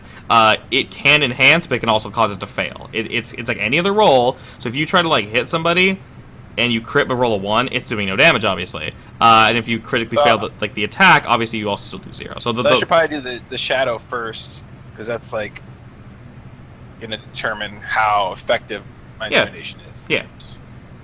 I go shadow, Okay, so about middle of the board. intimidation. Okay, so the effect, the shadowy effect that you wanted, is very light. The guy can tell that something is wrong about you, though. He kind of takes a step back as you take a step forward to threaten him. Were you saying anything in particular, or are you just kind of? Yeah, I just said you don't want to throw your life away today, boy. Okay, he kind of takes a step back at Last that, looking up and down you, just kind of unsure as to what he's saying. Then Wickus was also going to do his thing. You want to do that as well? Yeah, I was just gonna just gonna try to do anything crazy. Just lift up like dust and small rocks from the ground, kind of hover them at eye level. Sure, go for it. It's just a D20. Yeah, just roll d20. Oh yeah, I forgot what yours was. Yeah. Nice. Okay, that indeed So happens. close. Okay, so you rolled well, so it's only gonna expend one of those slots. Okay. So that very thing's gonna happen. As a Carium steps forward, I assume are you putting your hand on your weapon, or are you just threatening? Me? Yes. I like half unsheath both blades. Okay. So you gotta unsheath your weapons. As you threaten this dude and the shadows kind of whirl around you, rocks also start to kind of shift and swirl around you, and also are picking up. So their focus is on Akarium. So I don't know, Wickus isn't sure if he's doing it intentionally or not, but as he gets angry, these rocks are kind of raising up from the ground, and you kind of hear shifts and you hear cracks around you. All their focus is on Ikarium, though, so they're kind of freaking out as they're seeing kind of rocks raise up around them, shadows kind of get all liquidy and shift around them, and they're hearing creaks and cracks, and a few of them kind of see Wickus not trembling in anger, but very, very obviously directing just daggers at these guys, not very happy about the situation. Sort of takes a step back, completely just not even interested at all in the dwarf anymore. Who are you lot? Will be your death if you don't move. I got the hint. I assume you work, you the new guys? If you want to believe that. He looks very troubled right now. What business do you have here? Does it matter? You can say my life depends on it. It does indeed. Both If you ways. stand there, you will die. If you move, you will live. If Simple I as that. let random folk into the cave, I could also die. Who's to tell on you? We're obviously not going to. He kind of he's holding his hands up like, I'm not gonna fight you guys. He kind of squeezes his hands together like in frustration. He's like sweating bullets. Some of the guys around him are like, let him go. He's like, fine, you may enter. He kind of turns his body and holds his hand out, and the guys around are kind of taking a step back a little bit. So looking around, these dudes kind of broke seeing that little display. They seem like not bargain bin, just like ruffians, but they're all talk. These guys are definitely all talk. Yeah. Carium just starts walking forward. Alright, I assume the whole group follows with. Yeah, as we walk by, I'm going to have like the rest of the rocks kind of fly in their direction, just casually. Okay. And as I pass the dude, I say, make sure nobody else enters. Alright, anyone else got anything they want to throw in there? Well, he's gonna stand guard for us now. I mean, better than not having anybody. They're about to bounce, dude. They're gonna get out of here. Alright, as you guys kind of do that, they sort of shift away from you guys and move closer to the entrance rather than where you guys were. When you pass by this general threshold, you notice that the cave actually dips down, and into the darkness suddenly there is light. You see this semi-large room suddenly as it dips down, and you guys kind of go down a ways, about 30, 40, 50 feet. Suddenly it opens up into a much larger conal-shaped room that just goes down, and there is this walkway that kind of circles around this like cylindrical hole in the ground, and it looks like there's some serious mining going on down here. It is huge. This room is gigantic. You see various ores. You see some of those machines. They're active and running. You see not just the dwarves, but you see more and more of these ruffians. They're also working with the dwarves. You see other races as well, also working. So this is a very, very, very big operation down here. You see. Okay. Is there a clear path as far as going deeper? Spiral down. Yeah, you can spiral down. It also goes. So you guys are standing. If you guys go to the left and to the right, it actually goes around this cylinder before going down. So there's one entrance that spirals down, and then you can also walk all the way around. At the far side, it looks like there's like a makeshift room and a door. It's a little far off, but it looks like you do see something. You guys want to just keep going or check out the door? I don't know, man. How far down is the door? Dan? The door isn't down; it's across from you guys. Okay. You guys can easily walk to it. Like I said, it goes around. There's a walkway around this giant hole in the floor, essentially. You could get there semi-easily. It wouldn't take you. It'd be like Yeah, let's go knock on the door. Let's see what's up. few minutes walking. Like not even a minute. All right, you guys want to all go? Yeah, Tuskers. Yeah. All right. So you guys head over that way. And what are we doing to the door? Opening it, knocking. What are you doing? I mean, I'll straight up just open it. I just knock, I guess. Or knock. Oh yeah, just open it. Okay. You guys knock, and as you get closer, you hear some murmuring from a side, and the second you knock, you hear nothing. Need new sheets. I enter. All right. You see a whole bunch of these dudes just kind of turn and look at you.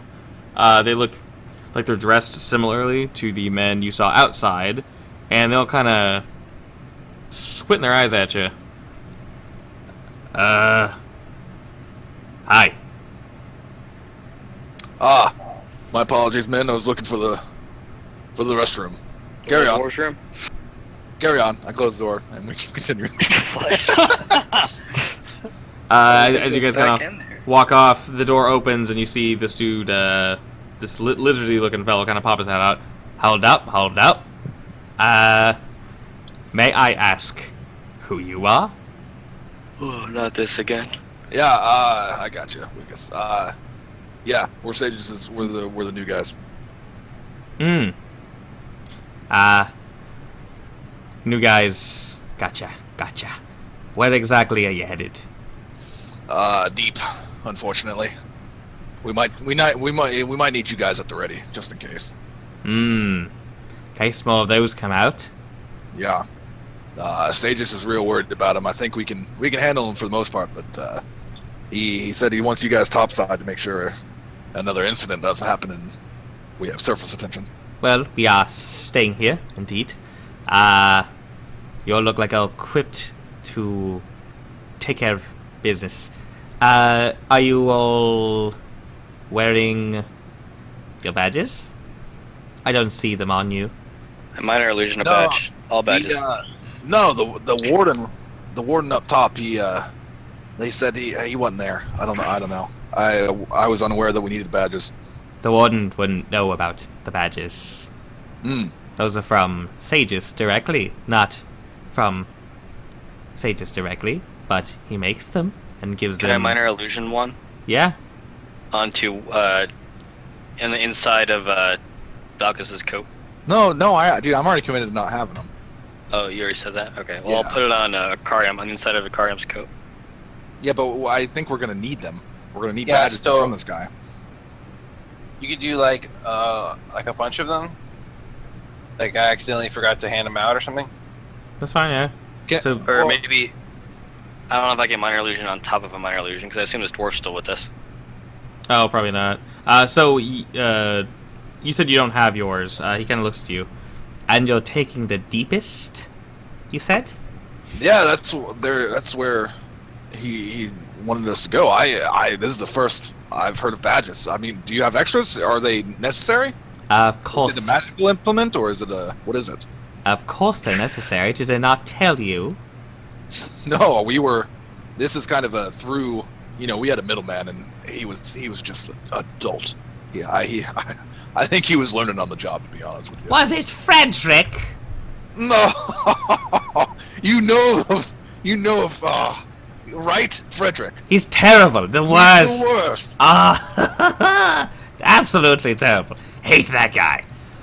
Sending so many rookies down here to work, but you are going to be further. I can appreciate that. Definitely. I don't want to die, but if you will in our stead, that is nice. I mean, we're just here to try and protect everybody, and Hey. if you could give Frederick a couple floggings for me, that'd be great. He kind of slaps his leg and smiles at that. He's a really, really toothy, sharp grin. He seems to kind of take a liking to you.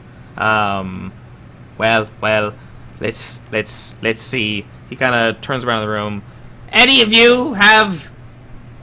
Points to his chest. Extras. We need. Pops it out. How many are you? 5, 6. This is my friend Tusker's here. Need one. Is he a real boar? Well, Tusker, I'm a real boy. No, no, he's ethereal. He'll be all right, I believe. Okay. Then 5. Yes, please, thank you. Your name, friend, by the way. Shizra. Shizra. Pleasure to meet you. The name's Steve. Greetings, Steve. You're in charge up here. That way, next time I'll know directly who to come to. You seem to know you seem to know the way around these parts. Yes.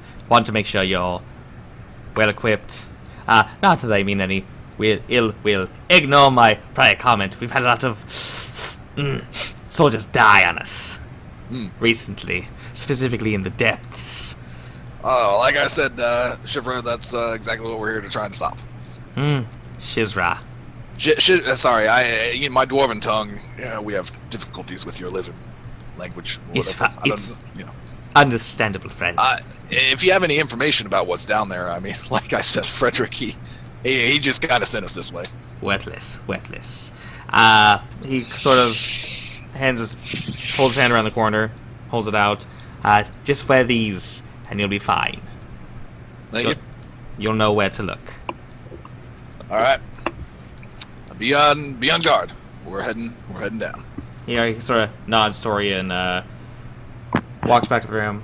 Deal me out the next hand, boys. And he kind of walks on in there. All right. I put my badge on my chest. Same. Alrighty, so y'all badge up and Go down.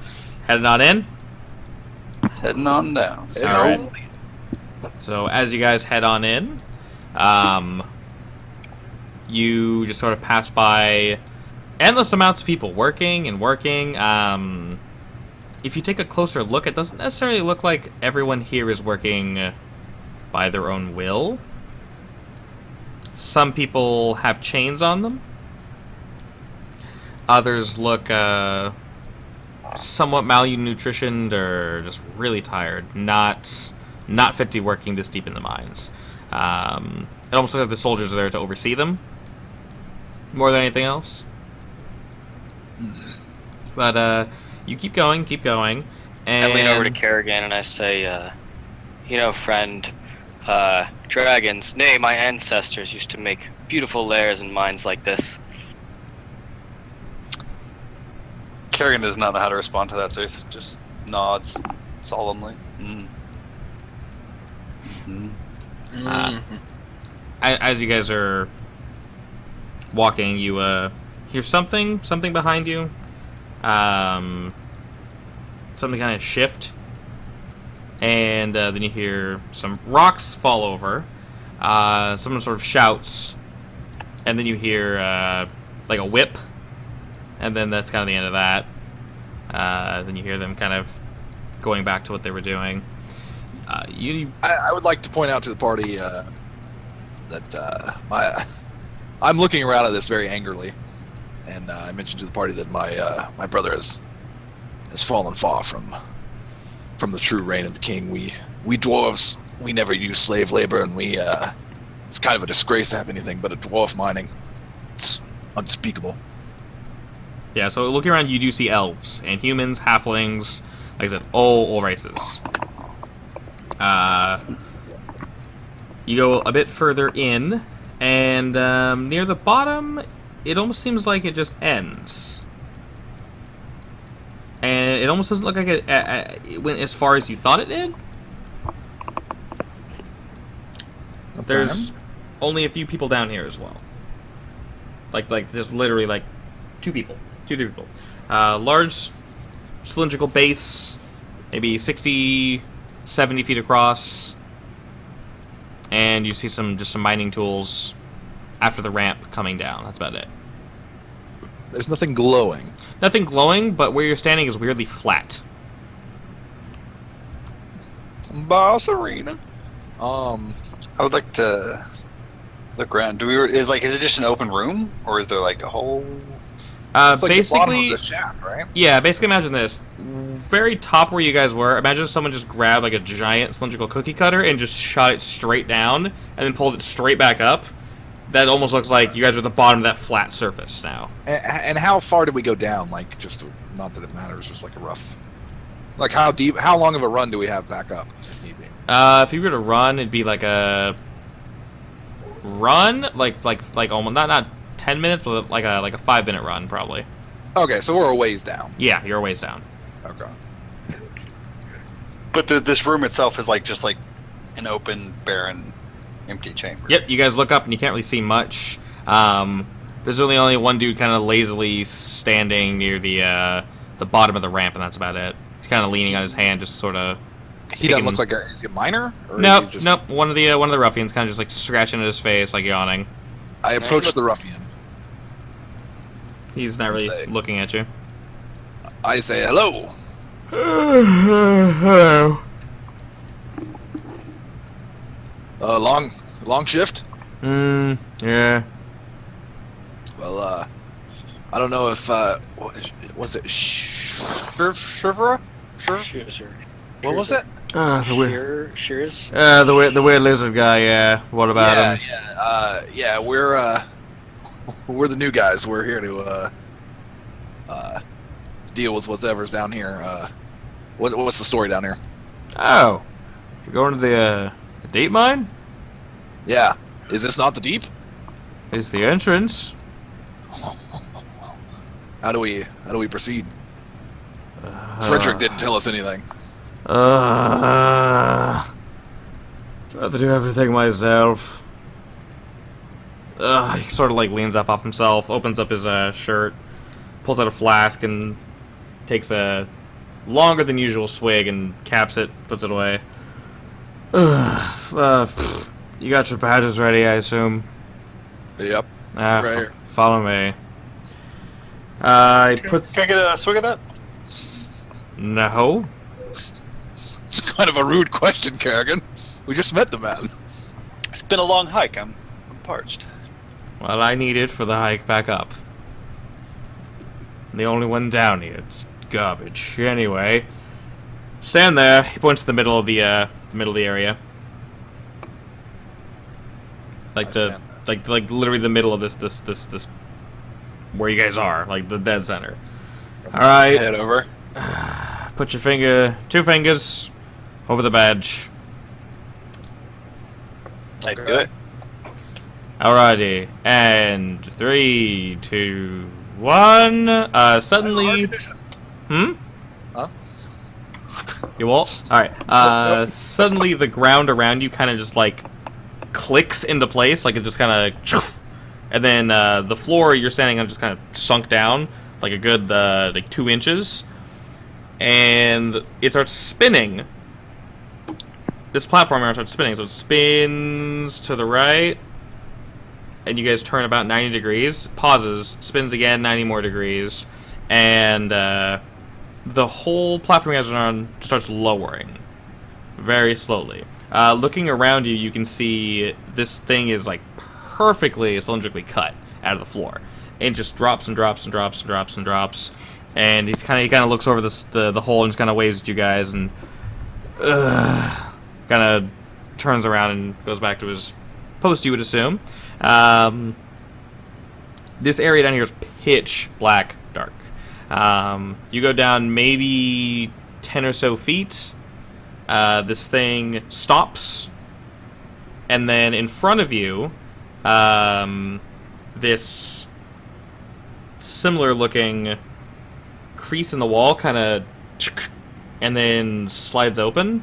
You see dust and everything, and you suddenly see a new hallway to go down. Someone kind of pops their head in and kind of waves you in. Let's go. I enter. Alrighty. As you guys step off the cylindrical platform of this pitch black room, it kind of clicks back into place and starts like raising slowly back up, and then it clicks into the basically roof where it came from, and then nothing. You walk through the door, and the doors slowly kind of close. They almost look like an actual rock wall, but for some reason they're moving on their own. It's very, very strange. They move and also kind of click to close. It's fine, dwarven craftsmanship. I agree. This is a quite interesting tech they have down here. So, who are you lot? Same excuse. Yeah, I mean, we're the new guys. You probably know more about us than we do, to be honest with you. We're just here to deal with something down here. What's the deal down here? The usual, I assume. Yep. The next group. Next group. Yep, next group. Alright. I'm not gonna lie, I have no idea how any of those things escaped. But, shoddy workmanship, I would assume. I assume you heard of them. Yeah, the golems, right? Yeah, those weird. I don't know what they're called. No idea. Sent here just to, guard whatever they're doing down here. Honestly, I'm being paid well enough. I don't really care too much, but hey, money's money, right? Yeah, I hear that, friend. Alright, well, I don't really need to tell you what to do, I guess. Kind of motions down. Have at it, I guess. Guard away. I imagine we'll know when we see it, right? Yeah, pretty much. Alright. He kind of waves you off. Harry's luck and all that garbage. Right back at you, friend. See you on the other side. Indeed. As you guys kind of walk down this hallway, you see rooms to your left and your right, and further down it kind of opens up into a larger, what looks to be, again, another mining shaft. Another spiraling down mining shaft? This does not spiral down now. If you guys were to go in that general area, you see more of just a giant opening. This place looks not untouched by man, but very lightly touched. It looks just like an underworld dwelling. You see some creatures skittering about. It's much darker down here. They use traditional fire in certain places. But other than that, the technology you saw everywhere, like the golem-looking things, the metal-looking golems, the drills, all that, the dwarves, you don't see much of that here anymore. Okay. This almost looks untouched. It's a lot of natural rock and water formations, like you know how I'm sure you've been to like a deeper cave. You see like the stalagmites, all that fun stuff.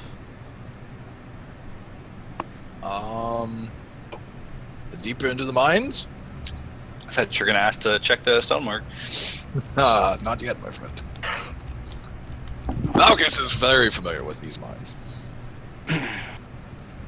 I mean, yeah, we all know Generally we go speaking. deeper. Okay, so you guys head in. There seems to be somewhat of a walkway, but not really anything too man-made. You guys can find your footing, but it's actually a little difficult. As you guys go around, you honestly don't really see too much. But you do see a figure over to the right, kind of slinked down. You can tell this looks to be a human figure, but it's not moving. It's kind of just looking around a corner, and around that corner you see 3 guards. They look like the bruisers you guys run into, sort of walking around. I approach Approach what? the guards. Okay.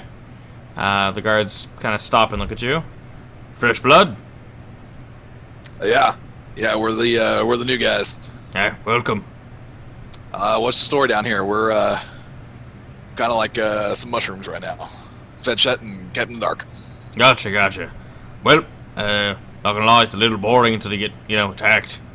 Just don't really bump into anything like the others did.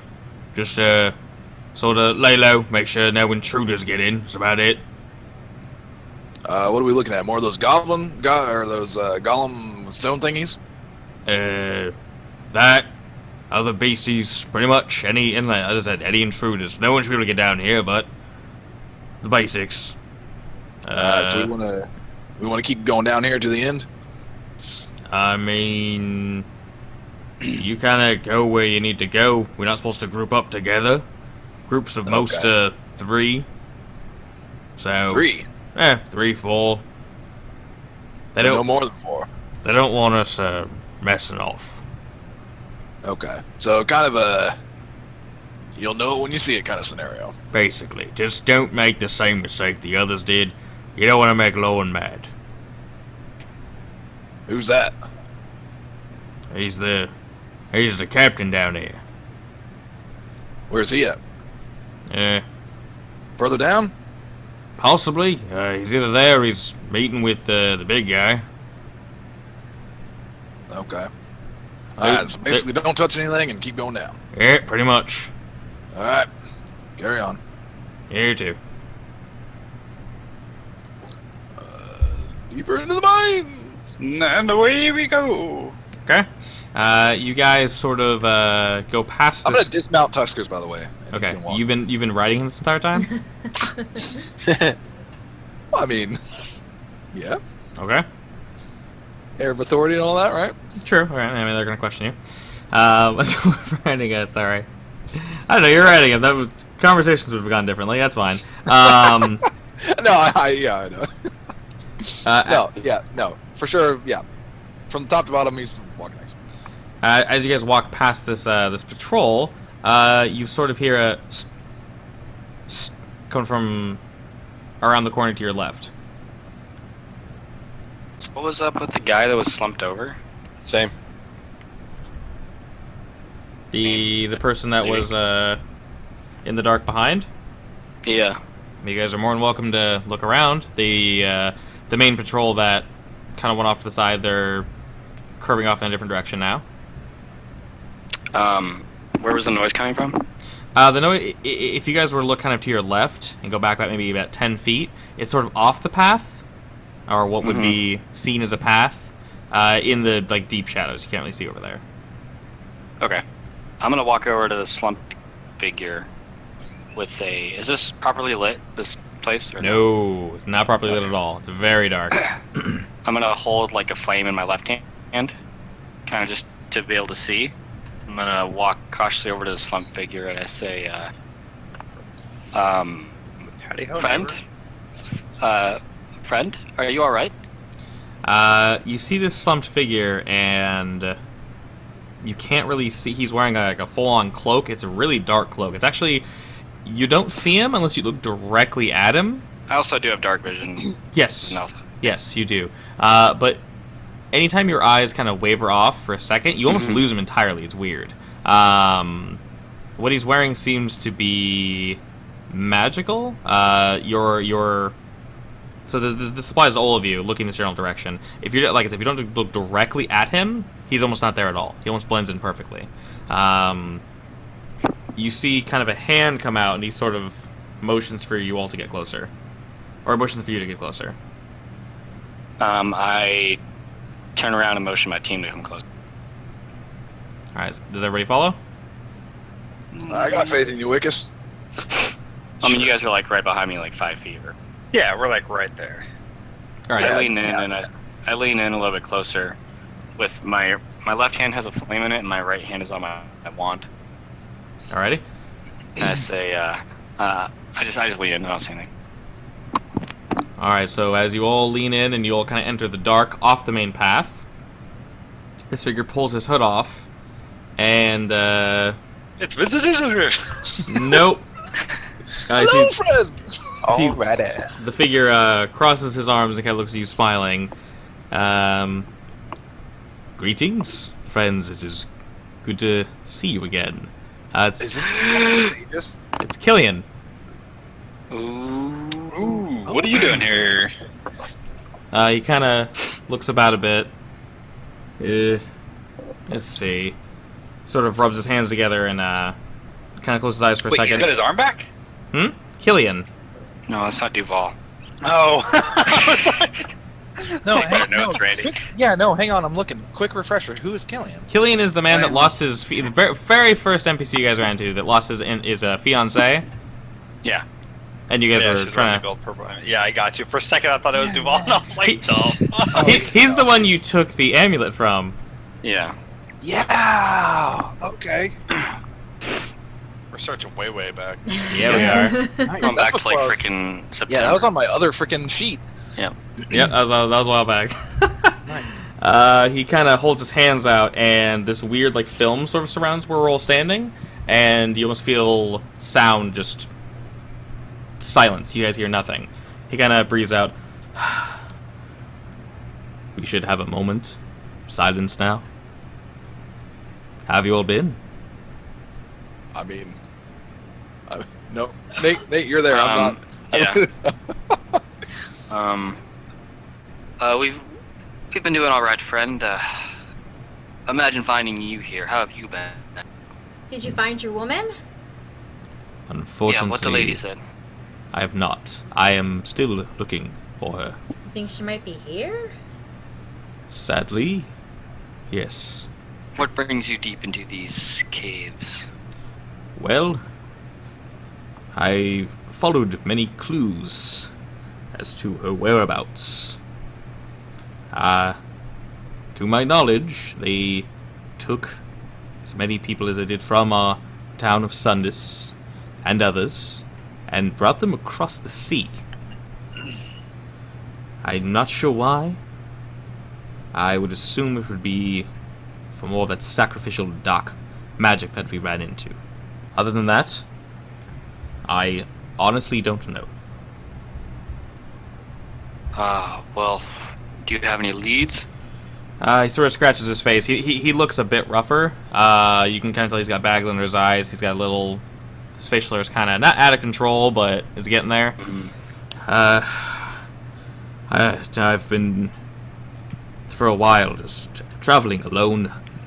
No solid leads. How did you all get down here?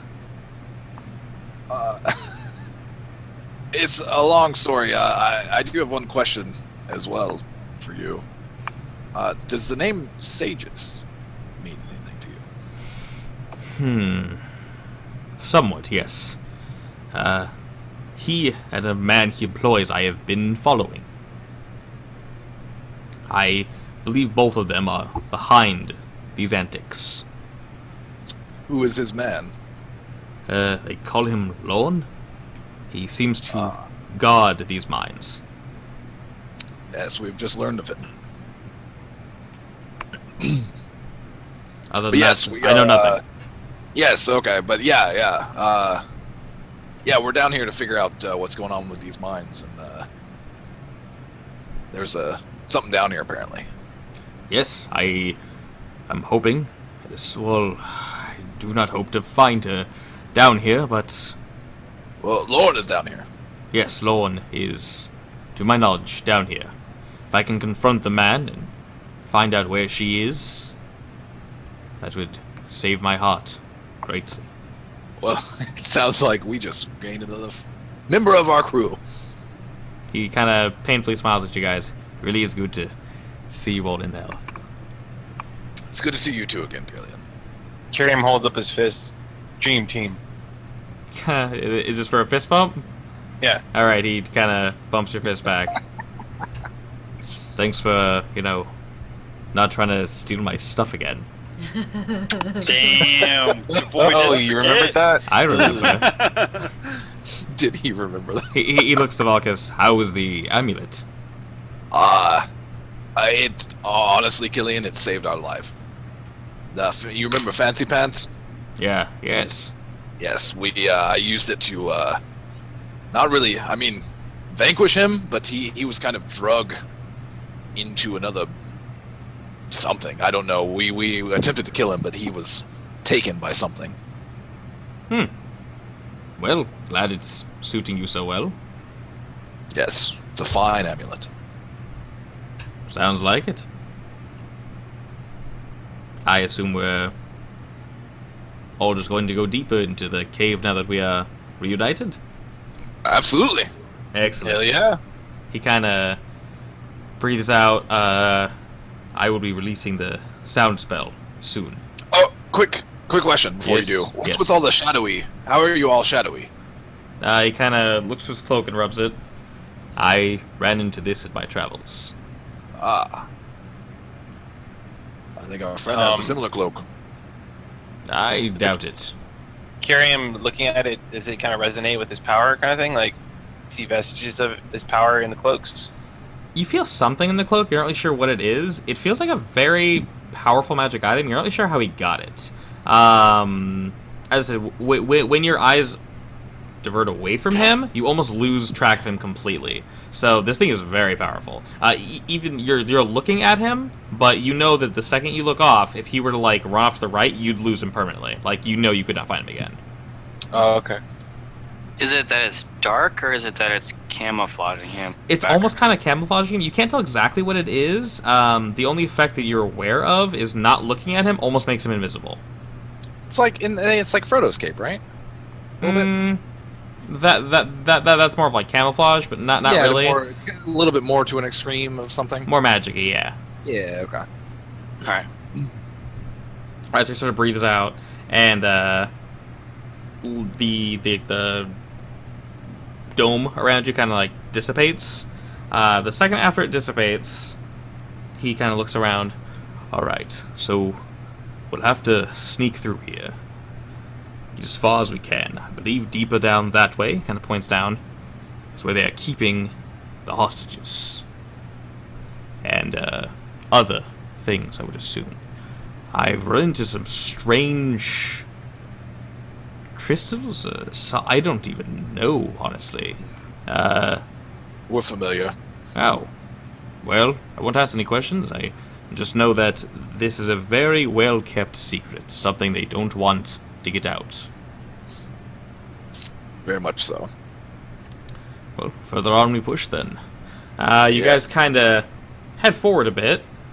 Sneakily, you're all good. And suddenly from Akarium's bag, you hear a muffled voice. For my bag? Mm-hmm. I open it up.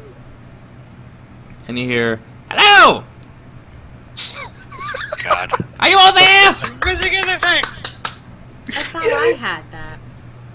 I pop the his earpiece in. He gave us like the hearing things. Or the He gave you like a stone of far speech that was just Yeah. tuned to him. Right. So it's literally just a stone with like a V on it. How are you, Visicers? I'm doing well, friend. Doing very, very well. Do you have the password? Visicers. Oh, wait! I'll say it. Wait. Oh, we almost blew our cover. I'll say it first. Okay. So Okay. my password from my side, right? Okay. So everyone gather around. Don't want anyone to miss. All right. So, my password on my side is Grizzardrix. What is the response? Wasn't it Visicers? No pressure.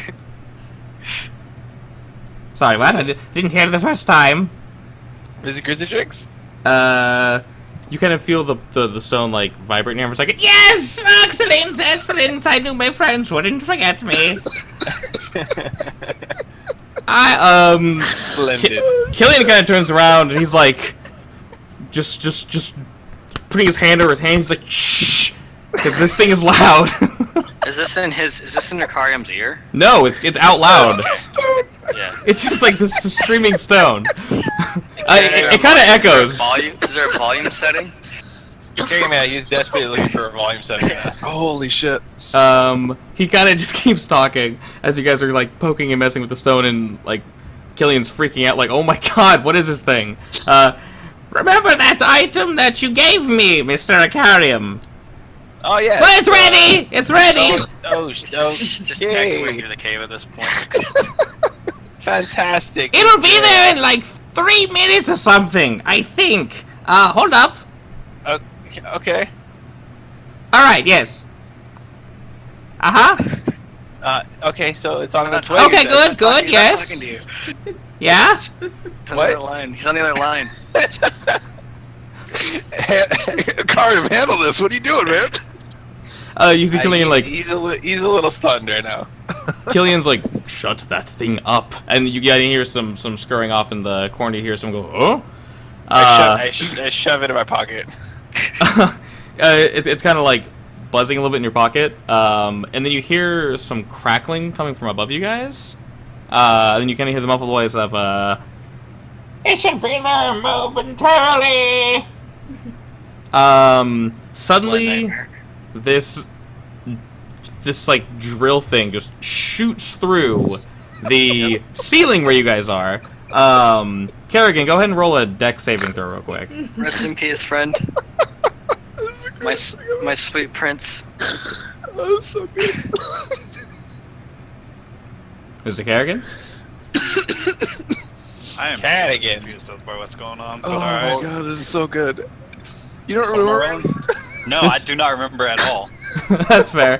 Just roll dex saving throw. Rest in peace. Oh man. Okay. This thing comes just flying out of the ceiling and barely misses Kerrigan and just slams into the ground. Rocks go flying. It is this weird cylindrical shape. Looks to be about the size of the telescope that you gave Visagrizagix. And it's just stuck in the ground like a good couple inches. This thing hit hard, like really hard. If you look up where it came from, it is like there's like this perfect hole in the ceiling. How big is Just it? throw it through the ground. From what you can tell, this thing just like burrowed through It's all like the way an up. Iron Man. It's like an Iron Man thing that flew from Visagrizagix in a No, mining it's like thing.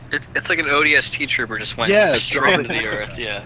Okay. You hear the stone trying to speak with you. I thought that was kind wasn't that of like- Altera's item?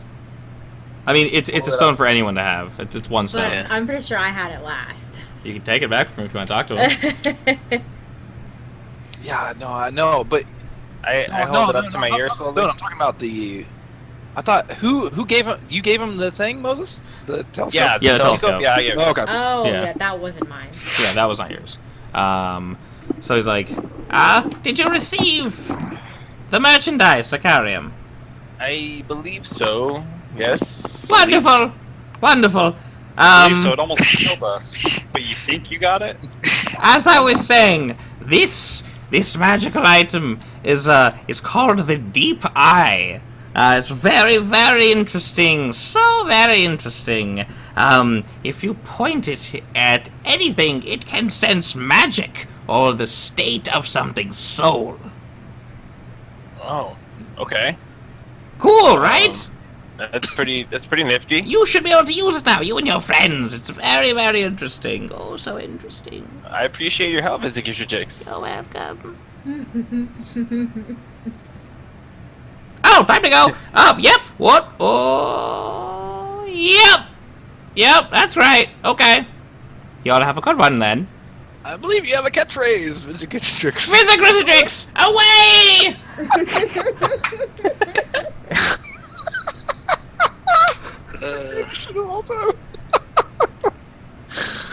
Oh man. Alright, so it clicks and he's gone, and Killian's just staring at you like stunned. Just doesn't even know what to say. He looks at Acarium, eyes. I kind of don't catch his eye, and I just look at the package and pull out the telescope. As you're doing that, the three soldiers that you guys passed earlier are also staring, like right behind Killian, just staring at you guys like, what the hell? It's best not to even ask. That's a long story. They aren't looking at Killian because they can't really see him. His back's also facing them, so he's like extra obscured. They look at the thing on the ground, then look at you. You guys work here, right? Oh yeah. All right. Go Sure. ahead. I tap my badge. The new guys. 2 people, whoever they want, go ahead and roll persuasion, just to make sure these guys I'll do don't. it. Not. No. I got it. persuasion. I got +5 persuasion. Who's rolling? Oh, cool. Oh, wow! One of Damn, those with the was 6. I did one of those terrible. was not very good. That's fine. Okay. So whatever excuse you guys want to make up, you will succeed. Specifically, yeah. I just tap my badge. Okay, they go. Hey, that's good enough for me. Just keep the volume down, please. I don't know what that screeching was, but my God. Yeah, that was yeah. We'll Oh, that was our friend. Yeah, he's a Crazy wizards. At a certain point in time, they go, whoo, Yeah, wizards. All right. After that first century, it's just straight downhill. Yep. He's just kind of like, still dumbfounded, just, all right. Turns around and kind of, all right, let's go. The 3 guys kind of just like walk off, just not even wanting to question it at all. So they were standing like a few inches from Killian. He's kind of just like hands out, slunched in, like he's like his head's like pulled to the rest of his body. Kind of pulls his head out a bit, slowly turns, looks at them, and goes like, "I'm not sure how that worked, but all right." I'm not even sure if I want to ask what that is or who that was. We've made some friends and we've made some acquaintances and yeah, don't worry about that one. All right. Further on we go, I assume. Yes, deeper. Yeah. Did I grab the telescope? Yes, you Ready? did. Okay. Yes, you now have the deep eye. So I would immediately use it to look To look at what? the people around. The people, like your group or what? Yeah, like the party. Okay. You specifically. I'll look at Valkus first. All right. Oh, no. You look. Oh, no. You look at Vulcus and you see light. You see a yellowy, just really, really bright light kind of emanating from him. Everything around him, so this thing focuses in on Vulcus. Everything around him almost kind of goes away, so you can't see his surroundings. You only really see the light emanating from his body. It kind of has this weird, tinny kind of glow to it. It's like almost golden in a way. Okay. But that's what you see from Vulcus. Valkus, you're beautiful.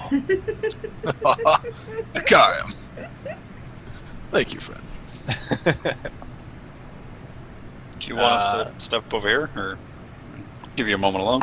I mean, I look at Kerrigan. All right, you look at Kerrigan, and you see this strange swirling. It's sort of this greenish color. It looks nice. It's a little dark, but it's a very pretty rich color. It kind of changes from this darkish green to like a lighter, sort of swirling. It looks kind of soft, weirdly enough. You're not really sure how to describe it. Sort of like a green fluff, I guess I would say. You might want to touch it, but it looks kind of nice to look at. The more you stare at it, though, this weird purple tinge kind of bleeds into it and starts to sort of overtake the green, and then they start sort of swirling together. The purple sort of turns a little blacker, and the softness sort of fades as you see the purple kind of turn to this like viscous-esque fluid. It's glowing. It's all glowing, but the glow of the green is almost covered by this black purple liquid. But light is trying to still escape it, and it kind of just holds in that formation. And Okay. I'm gonna Carry look on. right at Icarium and just say, "Yeah, don't do that." Kerrigan is just like, okay, that's a little weird, but sure. And I just put it away after that. Alrighty. Oh, Akari, you don't want me to do you? What do you? Yeah. You Whoa, do me. whoa. I hand it over. I look at him. Alrighty. From what you see in Akarium, you see a very crisp, solid, grayish color. It looks real nice though. It's a nice shade. It's a very, very nice, solid shade. It has a good glow to it. There is some color kind of bleeding in. Nothing really too crazy or vibrant, but it's kind of calming to look at in a way. And then you see this sort of under it. There's sort of this black, but it's not like a painful black to look at, or it's not like negative. It sort of swirls around this gray. You know when you guys look at like a fish scale and it kind of has that rainbowy glow to it, but it still like looks dark. You're kind of getting that look from this color. So it's the gray, but kind of has tinges of color through it. Fluorescent gray kind of thing? Kind of a fluorescent gray, yeah. And then you see this dark wispiness kind of swirling around the gray. Interesting. I hand back the telescope and kind of exchange kind of a nod to Akarium. That I believe that we know each other a little bit better now. Yeah. Beyond words. Yeah, I got it. Yeah. A little bonding moment. Yeah. Put it away and look to keep moving. Alrighty. You guys keep heading in. Unless you want me to look at you and Wickus, Altera. Yeah? I scoff and I say, "You couldn't handle what you see, boy." Yeah, that. those mage types. Alrighty. Anytime you want me to look at you, just let me know. Okay. That's not creepy at all. Oh man. Alright, so you head further in. You guys get past a lot of these weird naturally shaped rocks and such. It really doesn't look like anyone should be back here. The further you guys go in, the less touched it looks. You guys look like you're in like raw territory-ish. Kind of like Jordan's mom. I'm not sure how to respond to that. Who's that? Jordan's mom. He's Falcus's cousin. Oh, okay. Sorry, Wait, so you're disrespecting- it doesn't end in Alcus. Don't believe it's family. Yeah, that's Definitely true. not. I messed up the name. Yeah. Jalkus. Jalkus. Jalkus' mom. Jalkus's mom. The further you go in, the less untouched it is. That's my aunt. You His son of a aunt, bitch. yeah. Alright, sorry. I'll keep going. Alright, you guys sort of hear you guys hear scurrying around you now. The further you guys go in. Okay. You sort of hear like some growls as well. And you almost feel like you're being watched. Can I do a perception check? Sure.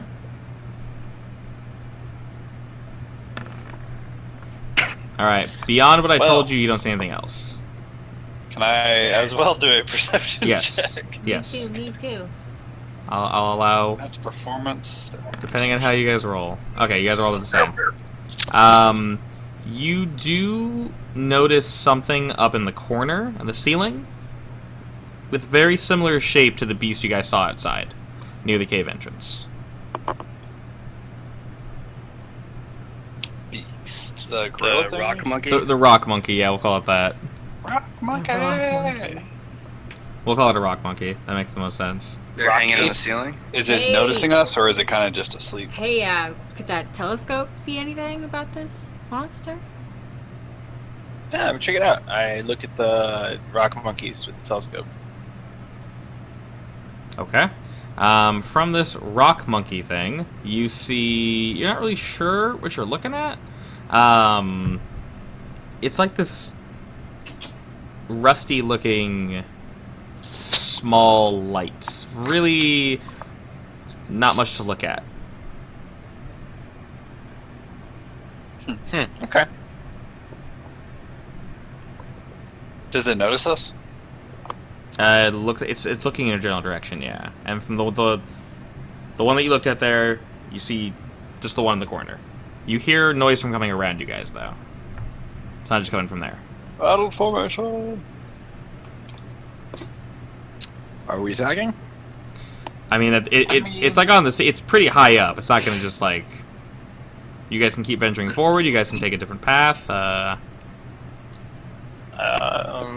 Killian kind of looks around. Forward. I wouldn't recommend we anger these things. We should continue deeper. He kind of looks around. I've not been this far. I'm honestly not sure where we are. But the source of their whatever would be deeper. I would assume so, yes. As would I. We might need to maybe follow a path, ask... I couldn't ask for directions, but you all seem to be pretty good with words. Is anybody around us still? Very few. You guys kind of passed off, like, to the side. Like I said, there's like rock formations everywhere. It's sort of maze-like, actually. You passed what you would assume was another group. It could have been one of these beasts, but you assume was another group. You heard footsteps. I'm to the point. We've talked to enough people that Yeah. said we will know it when we see it. So I say we just continue until we see what we're supposed to see. That was the general consensus of everybody above us. Yeah, I'm getting very tired of talking. Talkers make me thirsty. All right. So you guys head a little bit further. You hear these things kind of hissing and growling at you. But after you get past this weird formation of rock, suddenly everything opens up. It's all flat. Flat to a sudden drop-off point. Okay.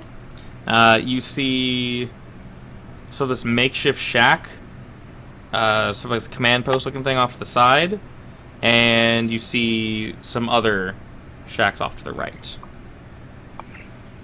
Suddenly, it almost looks like everything in between was very untouched. This looks like it's been cleared out.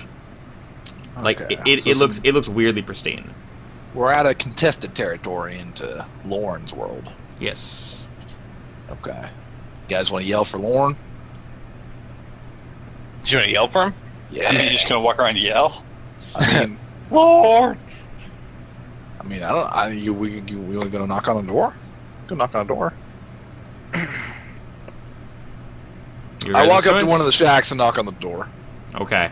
You going for like the group of shacks or the big one that looks like command center? Big command center that I imagine Lauren's in. Alrighty. You guys head up. Killian kind of takes a step back. He understands that you guys have a way of getting around. He's not sure what you're doing. He kind of takes a step back and he's sort of looking around. Yeah, keep your distance, Killian. So while you guys are doing that, you knock. You don't really hear an answer. And then suddenly you hear like a shuffling up to the door. And then someone opens it. And you see kind of a medium-sized figure. Looks similar to the rest of the people you've been running into. Looking at you. What? We're looking for Lauren. You're looking for Lorne? Who are you, exactly? We're the new guys. Reporting directly. I see. Well, a little unprofessional, but that is fine, I guess. He turns around. Sir? They're here? He kind of walks off to the side. And you see a man sitting in a chair, not facing you guys. Sort of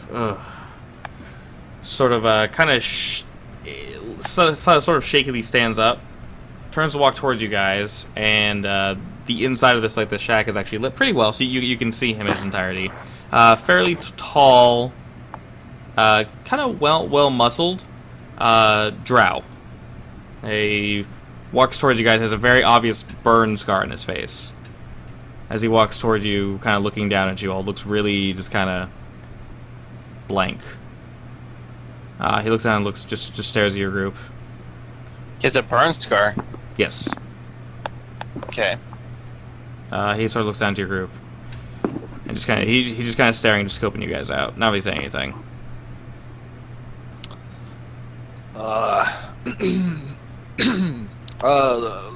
Lauren, Captain, Captain Lauren, maybe? Commander? I just want to say that as soon as he sees his face, like a bunch of memories that he had been shoving away are rushing forward right now to carry him, and he's kind of freaking out inside. Ooh. But Some backstory, perhaps?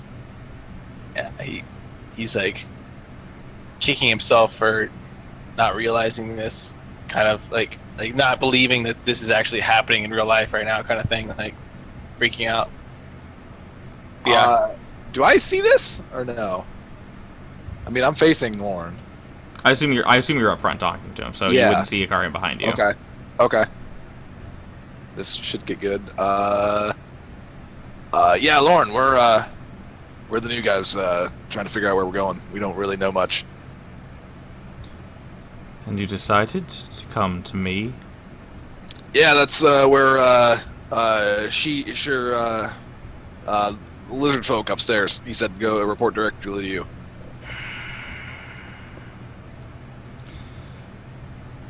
Who are you? Exactly. We're the new guys. No, I mean the name. I mean, pleasure to meet you, Lauren. The name's Steve. I mean, you know, a bit of a fighter, a bit of a scrapper. You know, yeah. I mean, we're here to deal with the issue, make sure people up everything's good to go. He seems kind of tired of your almost too happy attitude. I just like killing, Lauren. To be honest with you. I understand. I mean, point me in the direction. I'll be out of your hair in no time. Who sent you here again? Well, technically, if you want to get down to the nuts and bolts of it, Frederick sent us. But we obviously were hired by Sages. Never met the man, but we gotta. I mean, we talked to him. I don't know, it's weird magic shit. But yeah, got the details from Frederick. I appreciate if you wouldn't bullshit me, boy. I mean, I don't know about bullshit. You can, you know, take his bullshit or no bullshitter. You know what I mean? He kind of flashes a toothy smile at you. Heard you mentioned you enjoy killing. You know, wherever the coin takes me. Sort of points to the edge, the drop-off point. Mm-hmm. If you would. Your lead. I insist. All right. Does he want me to walk to the edge of the fucking precipice? He's kind of motioning for you to walk in that general direction. Okay. I mean, you're standing directly in front of the door, so he needs you to move. Oh yeah, no, yeah. I exit the door. Okay, he kind of. Tuskers is at the ready just in case. I don't know what's happening. Yeah. So at this point, I just on a carry both of his blades unsheathed. Completely, and you're holding both swords? Yeah. But he's kind of just like looking down. Lauren's walking with both his hands behind his back. He sort of stops near the edge. You didn't walk all the way to the edge, but you walked somewhat close to it to satisfy him. He kind of stops and he turns to you. Do you know what is down there? No, like I said, we haven't gotten much information. We just were told to come down here and, I think... I'm sure you were. I'm sure you were. Carry him, he's slowly walking up. He turns... Do I see any of this? Let me know when I see this, because I'm... I mean, you seem to be very, very focused on trying to convince Lauren of something. That's true. Is anyone else reacting in any way at all to what's going on? That's what I'm saying. I would be if I saw this. I don't know about anybody else, though. I am cautiously observing. Me too. And I turn to a bear. No, I'm kidding. You guys need to be more proactive when your group's getting upset. What are you doing? I'd have my blade drawn already. I already have a wand in my we don't hand. have to draw blades. Yeah, they're all magic. That's true. Our blades are always drawn. That's a good point.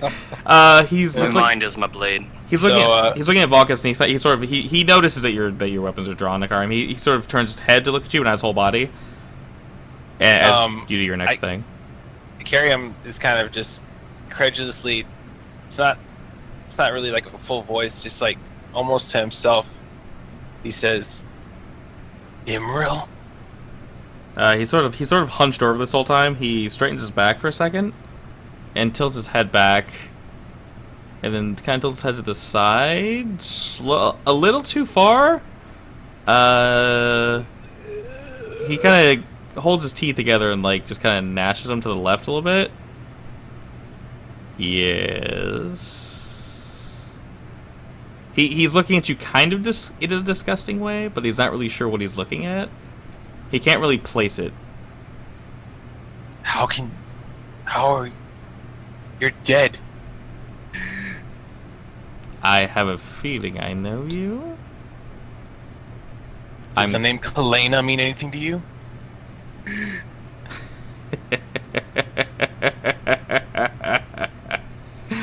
You? Yeah, you fucking piece of shit. It's me. What a place to run into you. How have you been? Doesn't fucking matter. You're gonna die right now. And I immediately attack. Okay, he's as you're like revealing all this, he's like slowly kind of smiling like maniacally at you. He kind of takes a step back as you take a step forward and puts his hand on his blade, and y'all are in combat, but he's ready, so no surprise round, unfortunately. Just him? He's definitely. I mean, currently just him. He's definitely ready for you. Okay. Fucking do this. So let me roll initiative this full. That's acceptable. Yeah, I can deal with that. All right, I don't have a cool picture for him, so as per usual. Name was Lorne. Yes. Hello, Warren. Emerald Lord. I'm just gonna use first season of. It's Duval! the classic that you guys all love. Don't make me kill Duval. Do not make me kill Duval. Just the classic. There you go. Billy Bob Thornton's character in Fargo, his name was Lorne. You can use him. Sure. I'll go find that. I imagine I'm next to him somewhere. Yeah, so we'll say like the edge of the precipice was like here to the right. Y'all were over this way. So you guys said you were... What was Tusker's doing, by the way, that whole time? He's just chilling in the back. Just chilling in the back. Yeah, he was. Okay, so He's kind of out of sight, out of mind until he's, necessary. Alright, so you kind of rushed him. He had you kind of looking to the right of where this map is going to be the edge. So Okay. where this we'll go with for where we currently are. This gray line is going to be nothingness.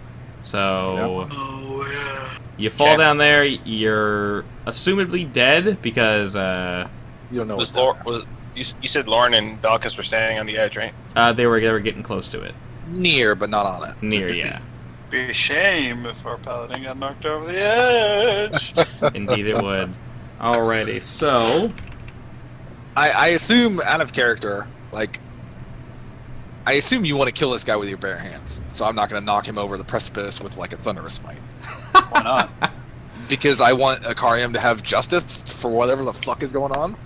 At the end of the day, fight's a fight, Jordan. Dude, at the end of the day, if you kill my brother with a freaking weed wrapped around his neck, I would be very angry, because I want to beat him to death. It's called a little professional courtesy. I want to watch the light dim from his eyes. Exactly. Like Altera gets Sages, Akarium's going to get Lauren. You'll see the light dim from his eyes as he fades into black. Alright. Did he roll higher than me, Dan? not higher than you. Alright, I am going to, Get Froggy. dude, I'm gonna get froggy on these Terrys. I'm just gonna straight up, Everybody just jumped into battle with me? what? I assume so. Oh yeah, absolutely. Why would we not? Moses, I was just waiting your for Dan to play? be like, yeah, you notice Akarium getting very pissed off. Cool, I cool, was gonna do some. Side note, Akarium, go ahead and roll one more initiative roll, because you specifically have initiative here. For just in case you get higher. Okay, so you did get higher. Cool. Dan, how does it work with Tuskers? Do I roll initiative for him, or is he based on my movement? We haven't talked about it. I'm not going to use him in this fight because I don't know. He rolled we all rolled individually for Cromwell, so I believe if he has his own modifier and such, which I think he does, right? But Yeah, he he doesn't has get some to it. boost sets and stuff, but I don't have anything ready, so I'm probably not going to use them. Probably not. But okay, yeah, we'll talk about it. And we'll Okay. put it in. Quick question: when you guys tie, I'm pretty sure his modifier is better. No, whoever rolled the higher die. Yeah, or is the base? The base. Oh, Without base. modifier, Okay, yeah. base. So then she's technically first because you guys both roll 17. All right. Anyway, Okay. What is that? Bane. Hang on, where target fail? I think. Could be wrong. No, that is definitely Bane. No, I don't want to cast that yet. Okay. I am going to. I'm going to go ahead and cast Hold Person on this guy. Okay. Wisdom saving throw. And you're trying to beat a 13. 13. Okay. Which I should probably let the magic users do this, but I really want to carry him to go nuts on this guy. Okay. He actually failed that.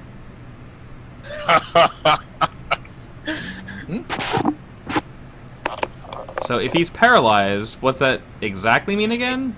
Auto crits. Attack is an auto crit. For how long? Till he Until breaks out. until he breaks Minute out. of Okay. combat. Until he breaks out of it with a wisdom saving throw. Okay. Alright, and for my second move, alright, let me drop the spell slot. Moses, you're going to love me. I'm going to cast Zone of Truth on this guy. Okay. Can he move, by the way? He cannot move. He's paralyzed. Okay. Actually, do you want to straight up get answers from this guy? Is that beneficial or no? No, I don't need answers. Oh, okay. Okay, never mind then. Scratch Zone of Truth. I'm going to run up on him and just hit him with a hacks hit. Okay. Go for it. So that is a shit. I am not a warrior. What am I? Paladin 4. 7, 8. Okay, so this is a D20 plus 8. 20? 20. Yeah, that hits. Okay, so that is a D8. Plus 4. Okay. So that's 11, and it is auto crits for this. That's paralyzed unless you want to change it, Dan. That's fine. So it's 22. Right? Yep. Okay. 22 damage. Okay. That's the Okay. end of my turn. All right. Yep. Yeah. So you swing him with your which side? The hacks. Actually, no, we'll do hammer portion. Hammer portion. I'm not trying to. I want to dent this guy. Okay. I don't want to. So from what you can see, he's wearing leathers, but they're really nice leathers. When you swing at him, he quickly draws the sword. As it pulls from its sheath, this thing screams. I mean, like actual. It sounds like just a horror shop opening up. This thing just makes this nasty sound, along with the metal just kind of ripping up against the Let me inside. pause there. Yes. Did he pull that sword before I paralyzed him?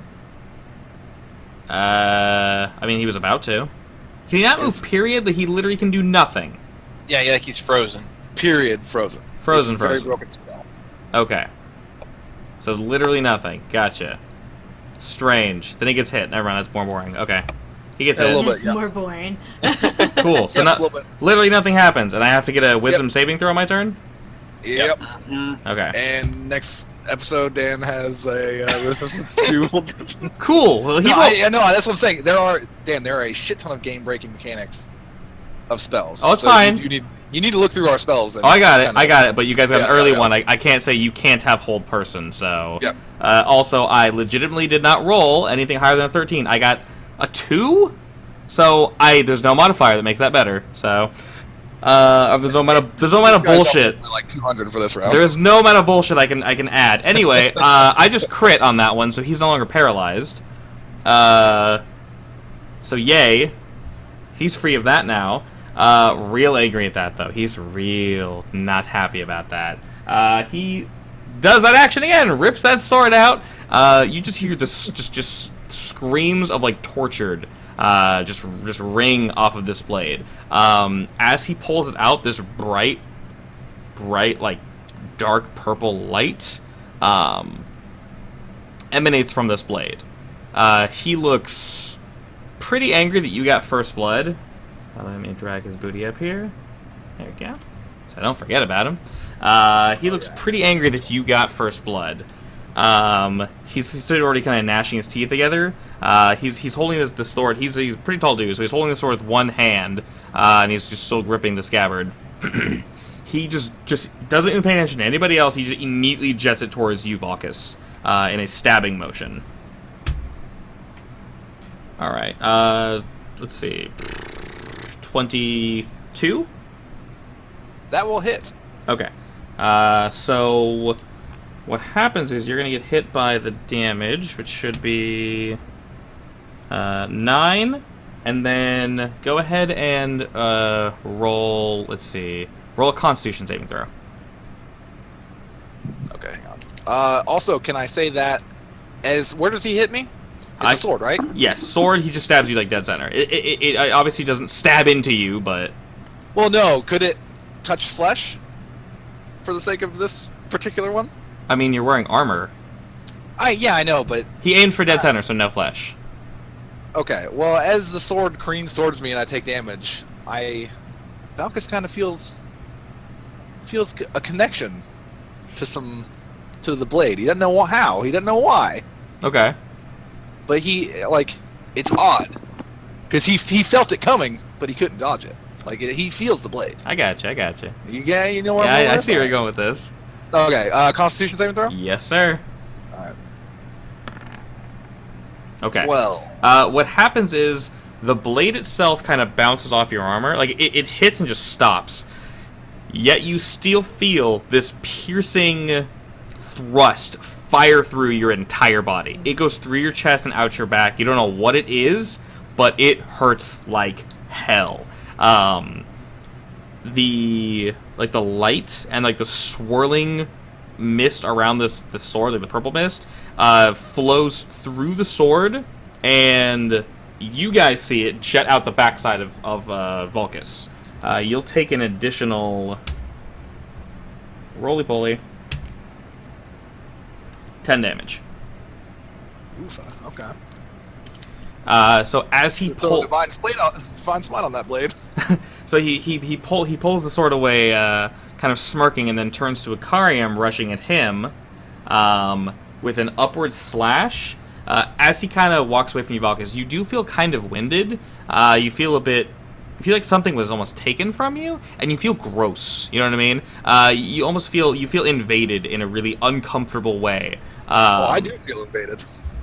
He then kind of runs at Akariam with an upward slash. Is he within 5 feet of me? You bet he is. I'm gonna impose disadvantage on that. All right, so can I roll worse than that? Damn you, sir! I don't think that's gonna hit. Let's see. That plus that is 16's not gonna hit, right? Nope. Didn't think so. All right, so for a second attack on you, disadvantage. God damn it! Okay, still roll the second one again. I rolled a crit. I hate you so much. The first one was a crit. You're a garbage baby. But it's okay, because the second one probably is gonna hit. Garbage baby. 24. That hits. Okay. I don't think she'll get past that. So the regular hit is gonna hit for 8, and then roll Constitution saving throw for me.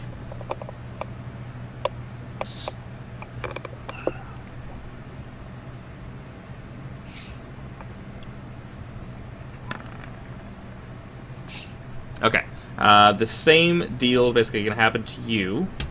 And you'll take 16 damage as on top of the other damage. This wave of purple mist just kind of cuts through you, and you feel this screaming just ringing in your ears. Your skin starts scratching, and you don't feel right. Cromwell seems to be kind of bothered by it, and I assume he's perched on your shoulder. Yeah. He's kind of not trying to get away from you, but he seems skittish for some reason. Other than that, okay. He finishes his turn by looking at Altera, who's now in his sight. He kind of just points his blade directly at you and just smiles.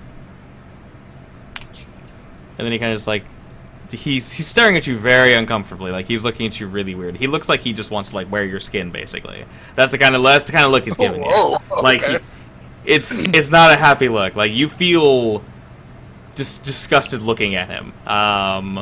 You specifically, like, the look he's giving you is just not right. To me? Okay. To Altera, Oh, it's Altera. Okay. and she's up next. Well, shit. I got something for you, Altera. Okay.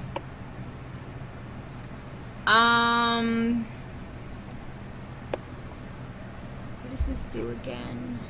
I don't know what you're trying to cast. No, I don't want to use that. Fucks him up, Altera. I'm gonna do this. Freezing Ray. Is that the triple? Yeah, it's the triple. Do it.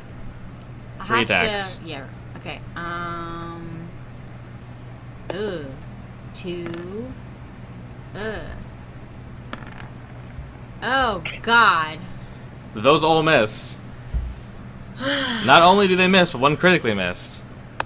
Uh-oh. I had a bad feeling tonight was just a Friday night. It's fine. It's fine. Alright, I was going to aim for kneecap, and shoulder. Okay. Instead, The sword shoulder, by Okay. the way. So well, good to know. Instead, he's gonna go ahead and not take any damage. The ice kind of goes everywhere. One is gonna explode in your hand though and do 6 damage to you. The shards of the explosion kind of stick into your skin. kind of tingles. Oh no, crit 1. Yeah, unfortunately. All right, and the next up is Mr. Ikariam. Okay. He's got just kind of like a dead gaze in his eyes. His eyes seem like kind of like washed over. After she fires her ice, he kind of chuckles to himself, and then his eyes just kind of snap back down to you. And what have you got for me, boy? You have my mother's blood on your hands, bastard.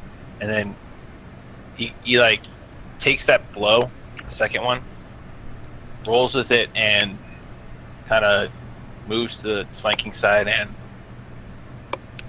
goes for a flurry of attacks, chopping at him. It's like a rage fuel spin. Okay. So I'm gonna do. You definitely have advantage because you guys are flanking him. Thank God. Oh my god! Okay, that's the first Oh. attack's a 10. That's a super miss. Damn, back-to-back 2s. Second attack's There you go. 27. Okay, second attack hits. Bonus attack. Oh my god, that's one of those. I was like, no! Okay, so second attack 6. hits and bonus attack hits. And then he's gonna action surge. Oh Yeah. boy. His regular attack. How many dice can we roll? Okay. First attack, Okay, so 22. second attack hits, bonus attack hits, action surge hits. Alright, that took the action. My action for attacking is 2 attacks. Okay. So I get two swings. Again. Oh yeah, I forgot. Jesus Christ. So Oh shit, 21. do you get 2 attacks for an action surge? Yeah. Holy shit, I've Yeah. been doing that wrong then. Taking- Well, because no, you're well, taking no. the action. His action is to take 2 attacks. Like that Yeah, is- no, yeah. I know. I'm saying in Nate's game, I'm a. Oh, I'm gotcha. a fighter. Okay, Yeah. so that's 4 total attacks that are gonna hit him. Yeah. I hope they all do the same amount of damage and just roll 1 set of dice. Yeah. Okay.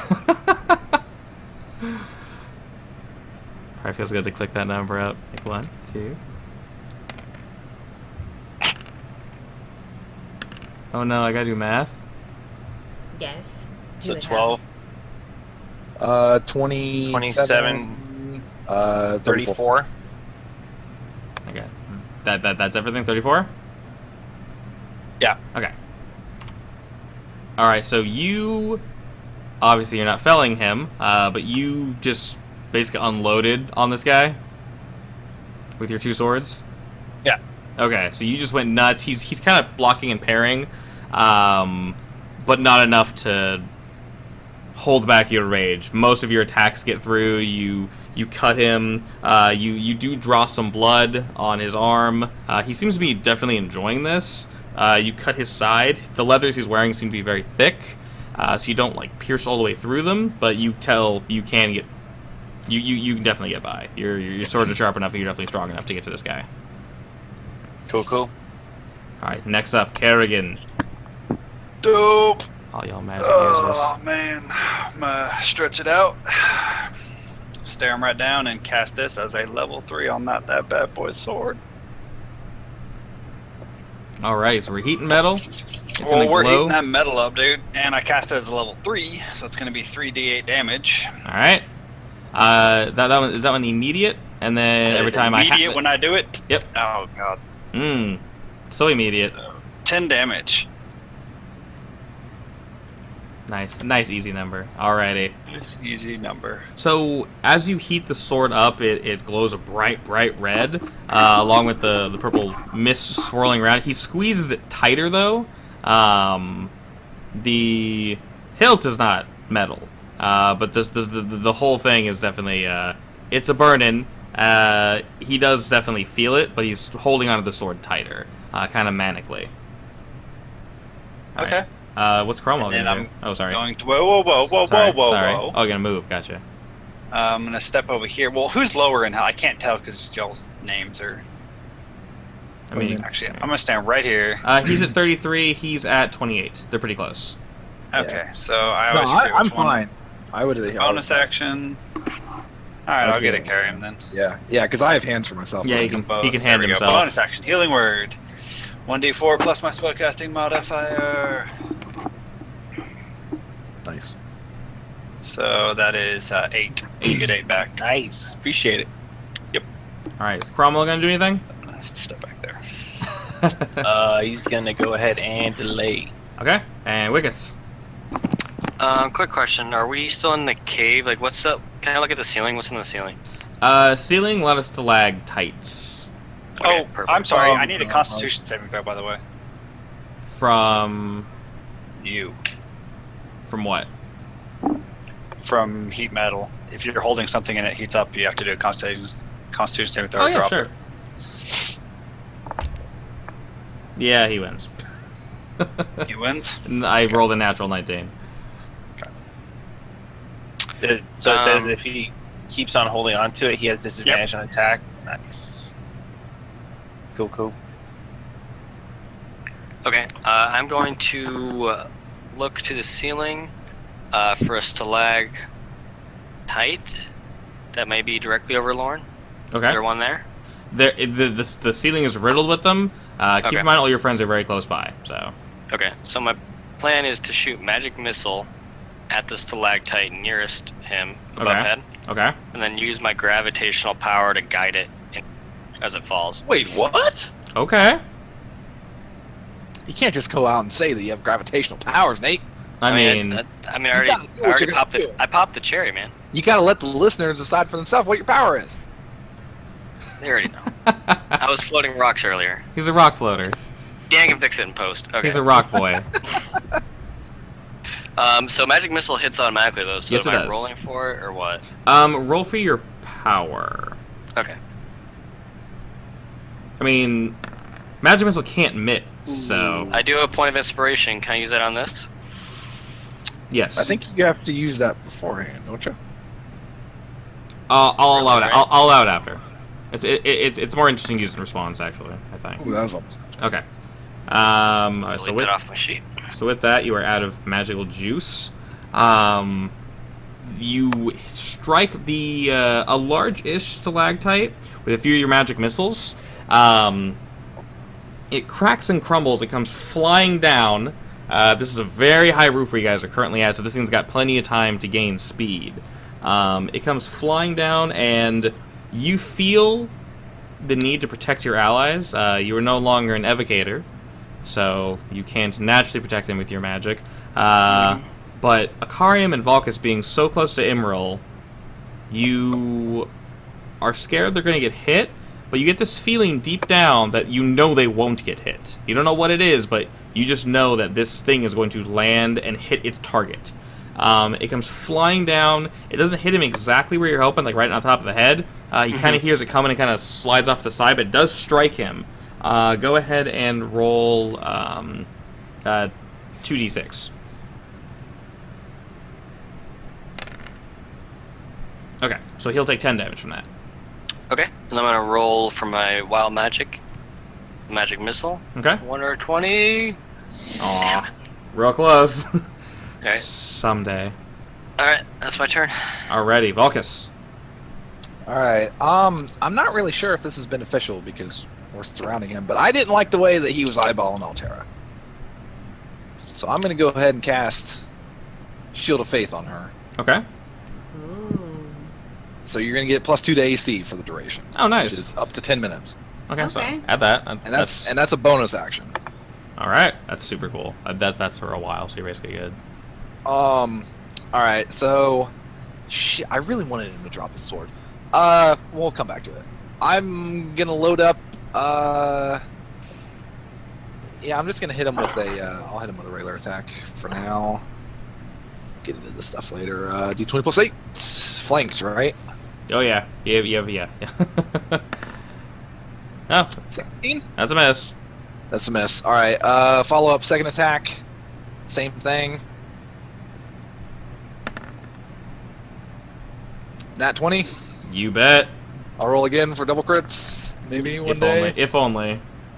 Okay. Well, your crit hit, so. All right, and I'm gonna load a divine smite on it. Oh snap! All right, so that is So roll damage plus 2d8s, we'll just double it. okay. So that's damage. All right, so 1d8 plus 5, 9, and then 2d8. 1, 15, 21, 21. So 42. 42. Wow. Could it be any better? I think I solved life's mystery with that. All right. So with that strike, you have bloodied this man. You bring down, is Divine Smite radiant damage? Yeah, it is radiant damage. Okay, so you bring Yes, it it down on Imral, and A very evil man. yes, he attempts to block with his sword, and blocking causes that scream to just radiate even further. It is really loud, like uncomfortably loud. Akarium and Vulcus, you're actually both going to take 3 damage each from that, because it is like echoing. Everybody else further back is fine, but you guys are very close to this guy. He seems kind of shocked by it, actually. He deflects your blow, but like the hit and just that the radiant force just piles down on him. His smile kind of wanes for a second as he diverts his attention away from Altera and away from Akarium to Vulcus. And he's kind of looking at... He wanted to kill you, Akarium, but now Vulcus has pissed him off, so he's kind of directing attention at both of you. He's not really sure what to do. The holy light shall free you. With his sword on fire, he sort of screams, just like holds the sword up and just like slams it into the ground. He just and he just like boom hits it, and it just like explodes. This like purple mist just flows down the sword, completely stripping it of that heat metal, and the heat just completely dissipates from the blade. The billowing purple mist sort of very quickly flows away from this blade. It covers the floor over where you guys are at. If you look at the mist, you see kind of hands reaching out of it, like these like wispy hands, and you see like faces.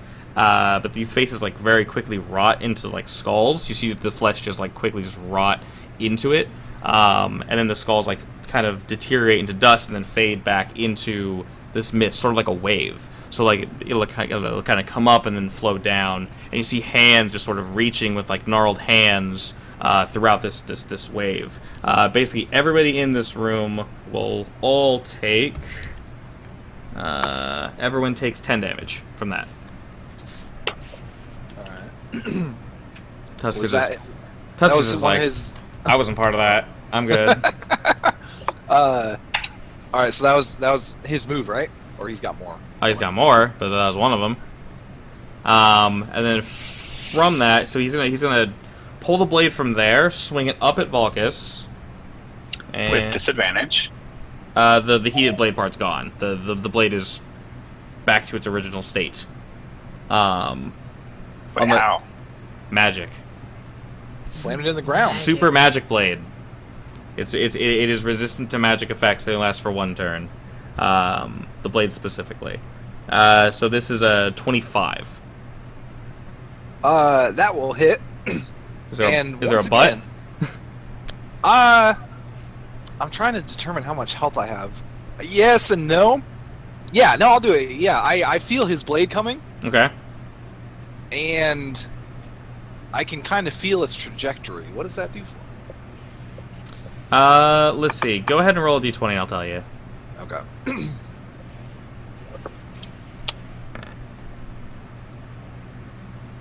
Alright. See, I rolled total, I got 25. Go ahead and roll a d4. And d4 plus 1 will add that to your AC for this turn. Okay, 2. Does 23 still hit, I assume? Yeah, I meant. Oh, well, no, I have plus what? I have plus 2 to AC? Do With you? that? No, that's what I'm saying. You said that I get a 1 plus 1 to AC? Well, yeah, it reduces the hit by 2. So it would have been 25, now it's 23, that still hits, correct? Yes, still hits, yes. Okay, yes, okay. yes. So yeah, Yeah. you tried. So yeah, you feel the blade coming down. You know it's gonna hurt, but you feel like you can somehow divert it, but you're unable to. But you did stop it slightly.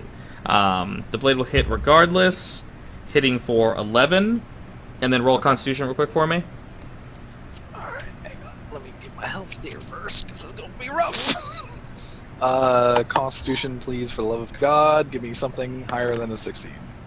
17. Okay, you actually save it. The purple mist flows through you. It doesn't permeate through like your wholeness, but you do take that hit and you shudder violently at it. You won't take any damage though. After he swings at you, he's going to run past Acarium and swing.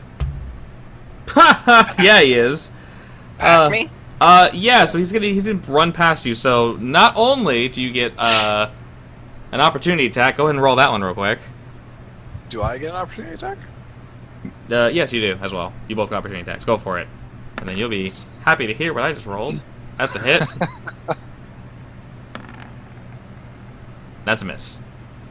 19? 10 damage. Wait, sorry. Oh, there we go. So 10 damage. Okay, sorry. He rolled 25. Sorry, I see 25, 19, 10. I'm like, wait, what? So 19 misses, 25 hits. He takes 10 damage.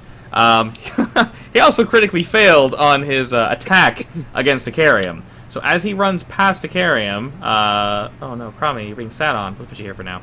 As he runs past Acarium to Kerrigan, go ahead and swing one more time, Acarium. He failed so miserably swinging at you that he fumbled and left himself open to attack. Okay, that hits perfectly. Go ahead and roll damage again.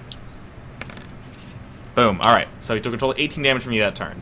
He kind of sneers at you, and as he goes to take a swing at Kerrigan, he turns to Acarium, and he smiles and says, "You'll watch as I drain the life from your friends."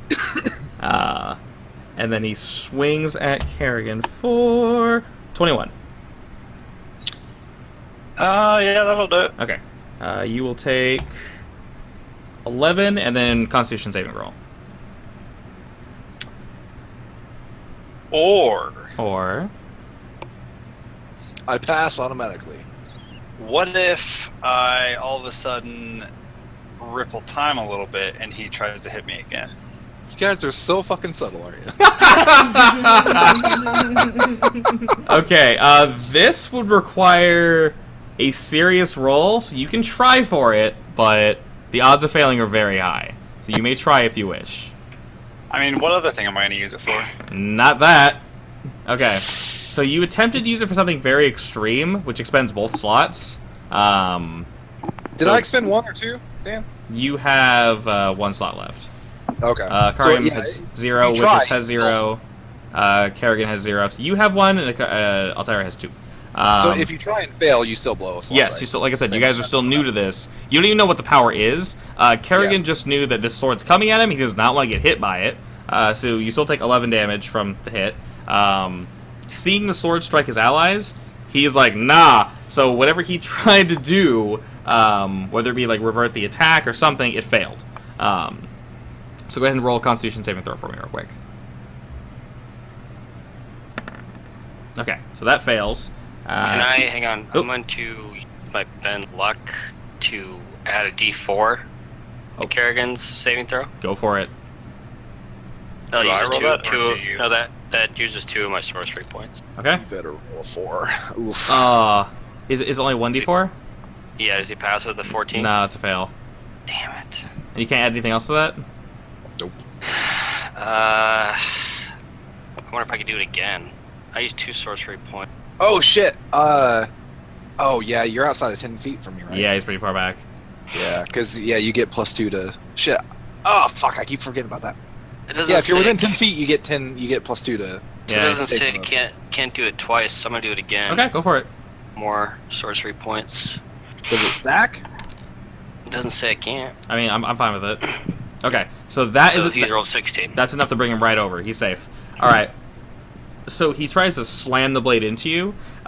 This like purple mist kind of ripples around you, but doesn't necessarily like strike you. But you feel that same sick gripping feeling around you. But you take no damage from it.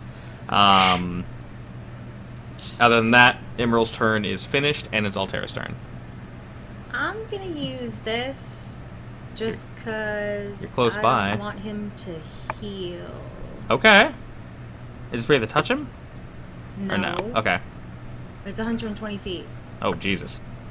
Yeah, it's definitely not. That is the I'm in the next continent over. Let me just kind of poke you. But it is a ranged attack. Yes, it is. I'm gonna send some hands at you. When should you say hit and can't regen points. The hand clings to the target. Wait, so you like send a ghostly skeletal hand at them, it just like sticks on them? Mm-hmm. That's pretty cool. Oh, it would be cool if it hit, but it's still pretty cool. It misses. Quick question: Yeah. Would Kerrigan count as a melee character so that I'm still flanking him, like where I'm standing? Yeah. No. So melee attacks made against him can flank. Yeah. Like so whenever magic attacks cannot. If there are 2 people around him, regardless of what they are, melee attacks get advantage. Yeah. Okay, then I will have Cromwell step in and give advantage to Altera's attack. Okay. Go ahead and roll again. Let's try again. Even worse. Even worse. I'm sorry. That was almost a 1. That's good. You stick Kerrigan in the back of the head. He takes damage. You can't heal. Because that could have gone wildly sexual. What? Well, this isn't that. We're not, this isn't that kind of roleplay. Alrighty. Akarium. The icy hand. Ooh. It Alrighty. moves a little lower. Oh my Roll to resist. Akarium, you're next, buddy. Okay. How's Emerald looking health-wise? He's bloody. He's bloody. He's looking a little hurt. All your guys' attacks have kind of scratched up his leathers and whatnot. His sword looks fine. The sucker's just like glowing and letting it out. He looks a little frenzied, much more so than at the start of the fight. He's kind of like, his eyes are like darting around, like kind of looking at you guys. He looks kind of he looks weirdly calm, but like excited more than anything else. Okay. Can we get the So sword he's out not of losing his hands? composure. As we're engaging each other, I just Graham kind of like finally shakes himself free of like the shock he's been going through it the whole time. It's like, do you even remember my mother all those years ago? Do you know who I am? Vaguely, I've slain many. Why Yeah, I mean, does it matter? you ended her life all those years ago, left me to die. He kind of tilts his head looking at you. He holds his sword against the ground, sort of like weirdly leans at you, almost a little too close. He towers over you a bit, looking down at you with his like just really, really dark eyes, sort of squinting. And he's like biting on his lip, just looking at you. He like reaches up and scratches at his burn mark. Are you? Did you leave me with this? You're supposed to be dead. I agree, I should be. But I'm not. What did you do? Sell your soul? I was given a second chance. I'm gonna finish the job. You're more than welcome to try. First attack. That hits. Second attack. 21 again. Okay. Second attack hits. Uh.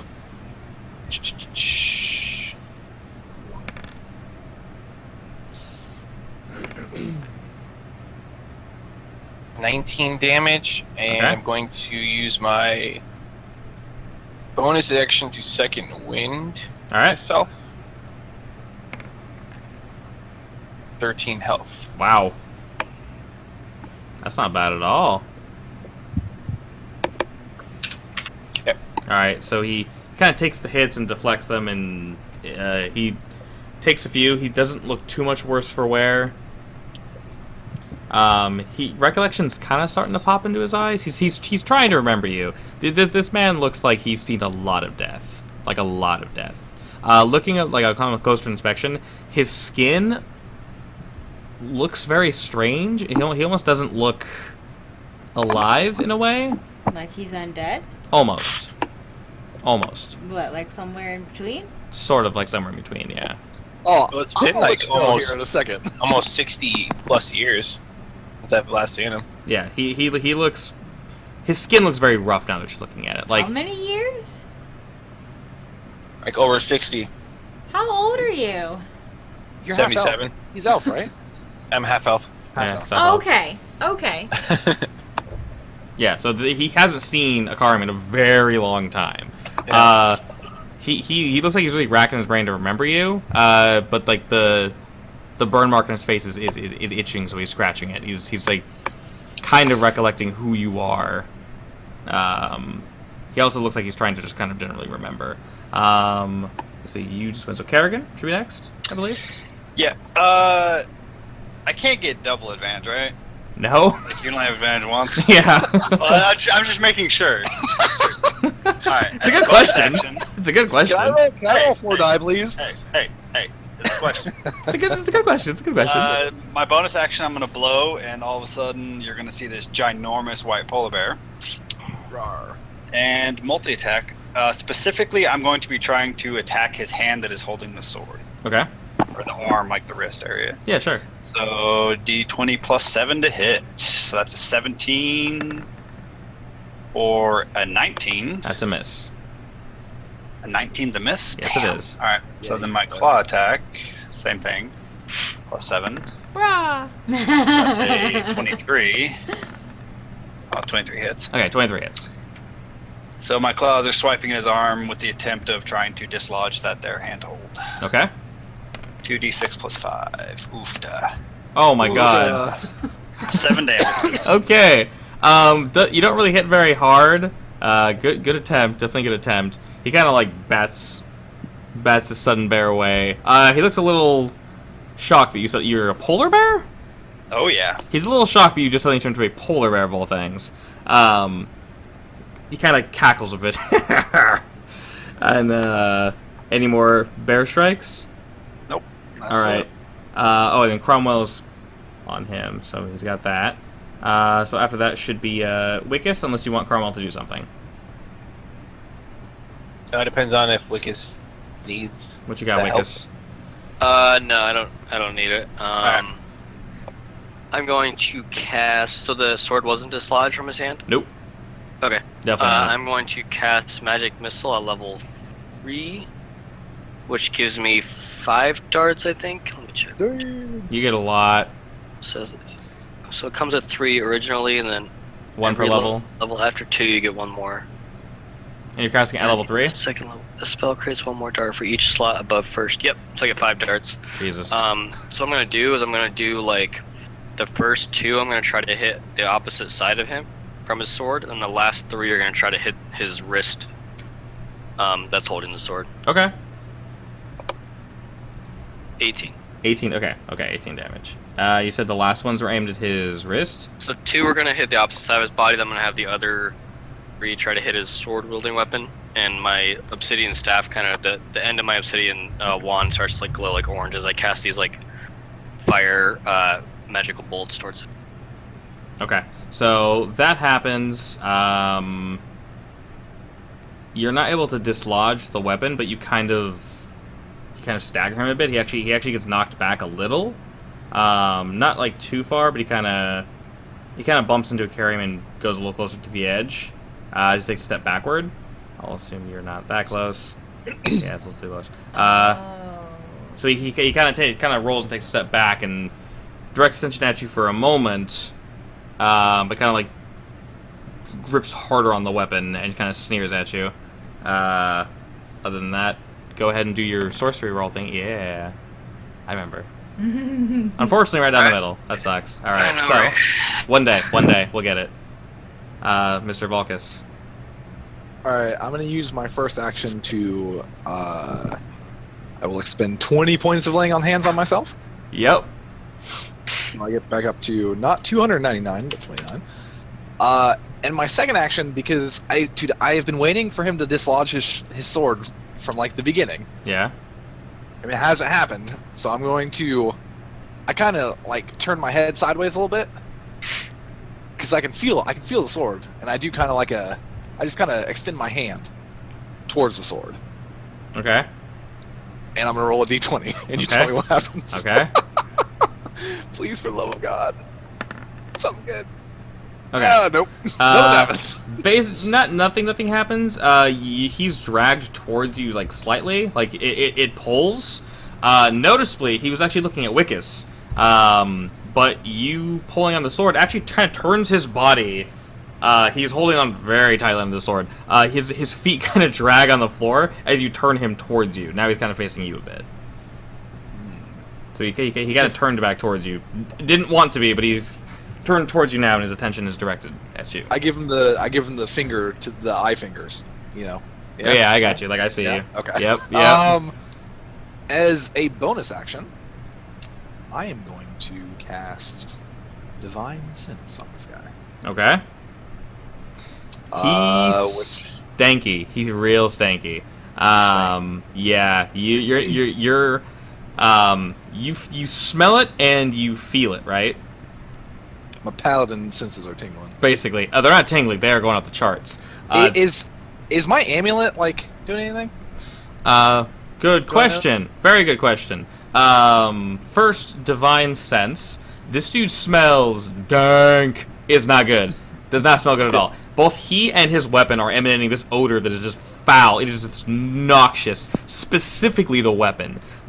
He smells like death, but this weapon smells like pure evil. Pure evil, death beyond all death. It is not. I've felt it. It is not. It is not nice. Okay. Your what you call it though? Your amulet actually has. If you're checking it, it actually has been a glowing. Oh, okay. Yeah, I should have checked that earlier. Okay. Now that I'm a full turn away from doing anything, that is my turn. Alrighty. Lauren sort of he can sense that you're sensing him. He saw your sudden reaction. Your eyes kind of shot open after you cast that spell. He felt that you felt pretty much what's going on. Okay. So that probably does not bode well for me. No, does not. Does not. You definitely sense other things in the area, specifically behind. So how far is Divine Sense? About 60 feet? Divine Sense. Not behind total cover. Okay, just checking. Yeah, just like yeah. Okay, so you do sense other things in the area, but the problem is his sword is drowning that out. Like this sword, you barely even sensed him. Is that bad? Like I mean, this is deafening. Like staying next to a jet engine, deafening. Okay. I don't know if you can. I assume you turn it off when you finish. I've done that. Yeah, it's kind of like a pulse. Yeah. Okay. It's a pulse. Okay. Good. But to say definitely good. So very very unpleasant experience. What's going to happen is he's going to hold the sword up and then crash it down again. Since you're so interested in my weapon, all of you can be part of me and Soul Sunder. He kind of digs it into the ground, and that same pulse echoes out again, except this time it's going to heal him for the amount of damage. God damn it. So everybody... It's okay, Boo. I love you. Everybody, go ahead and take 6. God damn it! It's okay. It's okay. So, I feel like we messed up somewhere, and I don't know where. I should have. I wanted to pull out my amulet like 2 turns ago, but I thought we were doing a pretty good job on him until he started nuking everybody. Apparently. all right, so you're all doing fine.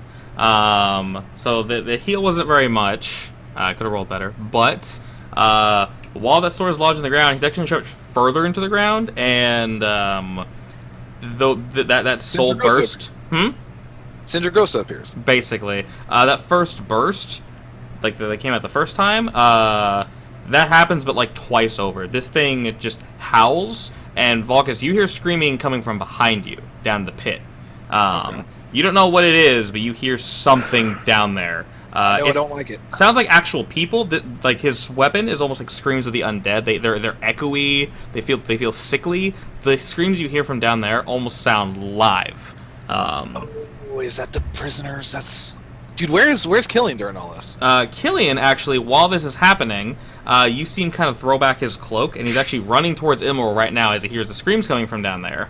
Okay. He's running at Emerald as this pulse is coming out. Everyone actually will take 16 damage from the pulse as it's shooting out. Are you kidding? I mean, that's not great.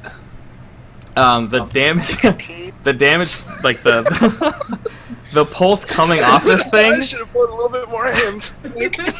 I'm at 6. The kid's not doing great. Should have laid a few more hands. I'm at 6. No, I'm at 7. I'm at 7. Kid's not doing great.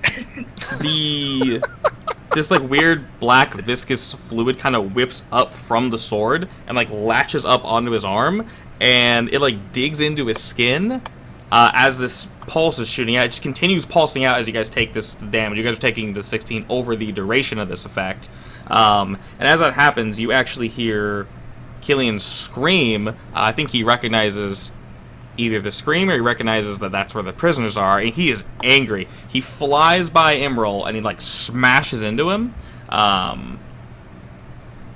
grabbing his sword, and he actually runs by both Akariam and Wickus. Carrion, you're technically within melee range, so the 3 of you are actually all going to get an opportunity attack on Emerald. Okay.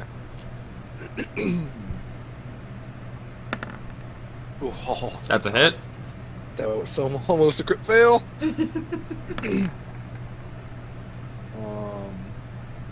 Okay. You guys should have advantage since he's technically being okay. surrounded. I rolled 3 die. Okay. Yeah. 8. Okay, so Kariam's also hit, and then Kerrigan as well. The Bearman, A time-stopping polar bear. pretty much. So that's 22. That's a hit. 9 damage from me. Okay. Dope. So that is 2d6 plus 5. All right. So, 15. perfect. So he'll take that damage. He gets decently close to the edge as Killian is grappling the weapon, trying to pull it away from him. This pulse is still since he pulled it out of the ground, it's no longer covering the floor like it was. But it's shooting out of this thing. These like weird black tendrils are whipping out. Some of them are sticking into Killian. A lot of them are sticking into Emerald. Altera, you'll get a turn to fire something off from the distance. You do have advantage if you choose to fire something. If you want to do it, I know you have spells that have like saving throws. That doesn't have advantage? No, yeah, it doesn't have advantage. Am I trying to kill him, or am I trying to make him drop the sword? Your choice. What are you trying to do? It's your choice. So if you fire something at him, you have advantage. Ikariam Is me next. So whatever you do, Ikariam's next. Yes, Malchus is fully expecting Ikariam to get the killing. Yeah, I'm expecting that too. Seeing as he killed his mother.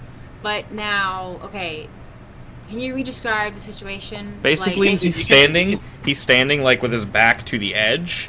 so he's about to fall off. I mean, you could do non-lethal damage. Yeah, you can do non-lethal that damage. That counts still. You can do something to like hold him in place. You can do whatever you want to do. He's grappling with Killian with the sword, so Killian's like holding on, like he's like angrily trying to like pull the sword away from him. And he's looking at you guys, like nodding to like you guys can't really talk because the screams are emanating from this weapon. He's kind of nodding to you guys, like get him. All right. I'm gonna do my favorite. You have a lot of favorites. Which one? Ray of Frost? Lethal, non-lethal. Non-lethal. Okay, so you roll twice because you got. It's gonna be two d8s. But if I could get him to 1 health point, that'd be awesome. Yeah, you hit. There you go. So roll 2d8s. Sweet. Where are you aiming? Anywhere in particular? So Killian's trying to pull the weapon from his hands. Do you want to aim somewhere separate? Hand related.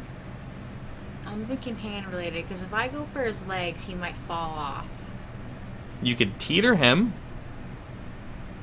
If you can non-lethally hit him, you can...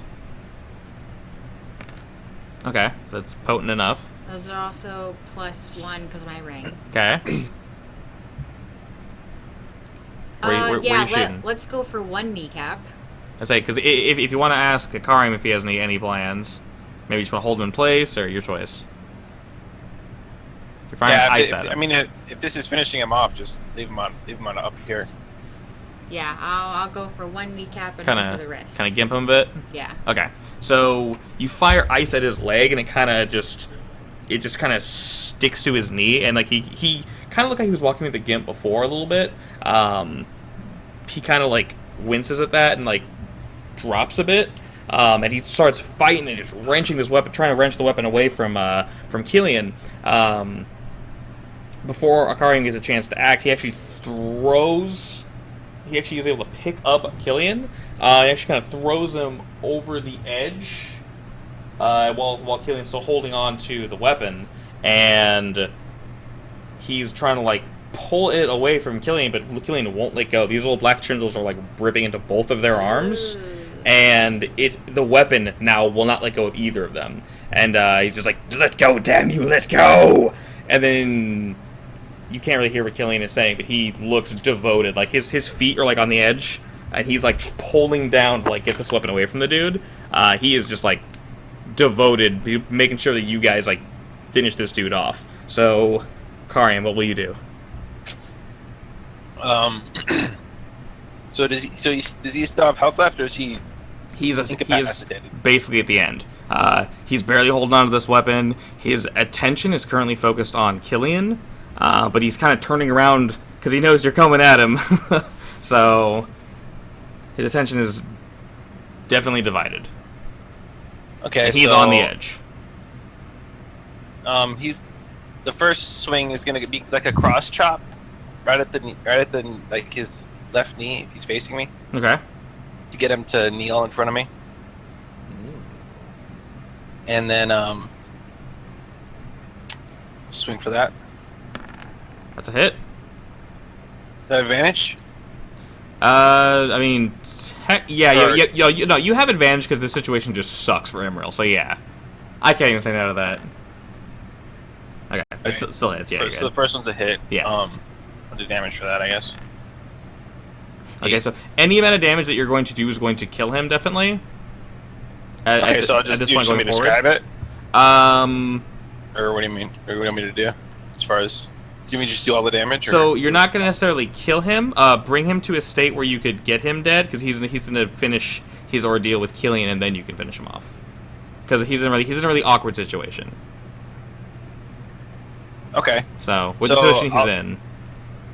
So I'll just do where I chop him right in the knee. Okay. So where he has to kneel. Then my second swing just goes deep into his shoulder blade. All right. And so you hit him in the knee, so he falls over, which causes Killian to slip a bit. He's hanging over the edge. As you do that, he tries to reel back of his fist, and he tries to swing at Killian. But in doing that, he let go of the blade. He had the blade with two hands, so he let go. You swing, and you're hitting him in the shoulder, like to sever his grip. Yeah. All right. So as he swings back to hit Killian to get him off the damn blade, your blade just smacks. I mean, just whacks into his flesh. You hear just a real solid right into his shoulder. It just cuts through bone, ligament, everything. You hit him dead on. His hand immediately lets go of the blade. These weird tendril goopy things just rip from his arm. So you see blood pouring out from where those were. Unfortunately, Killian still has the sword, and you see him tumble back down into the pit as you stick Emerald in the arm. Emerald just howls in pain as Killian tumbles into the pit with the weapon. You hear the screams from the weapon just kind of fade as they both tumble down into the pit. Are we technically out of combat at this point? Emerald cannot fight any further, so if Vicarian wants to finish him off, now's the time. I'm asking for me. I guess, why? Can I sprint and dive off the cliff after Killian? You guys don't know what's down there. I know. You just gonna jump after him? Yep. If Vicarian wants to finish what he wants to do, and then you want to jump, you guys can do that in the same action, yeah. Okay, I do that. Okay. Okay. Oh, I got something planned. I got something really cool planned. Okay. I don't want Killian to die. Okay, Akarium. I know that I have 7 health, and I know exactly what I'm doing. I have no idea what you're doing, so I'm interested. Akarium, please. So The scene is yours. The scene is yours. Go nuts. with Emerald, Yes. it's just me and Emerald now. It's just you and Emerald. Okay. So, with him kneeling in front of me, I kind of just like place the blade, my blade, right in his collarbone area, upper chest, tip of it, Okay. and I slide it in a few inches. All right. He kind of like winces at your weapon, and you see blood kind of pouring out of his mouth a little bit. And I just His right arm's staring. completely useless, so he's like trying to grab at you with his left arm. And I'm just staring into his eyes, and just basically like, stay in hell this time. My mother, I love my mother, and you took her from me. And I kind of just like slowly slide the blade into his body, and just like watch the light fade from his eyes.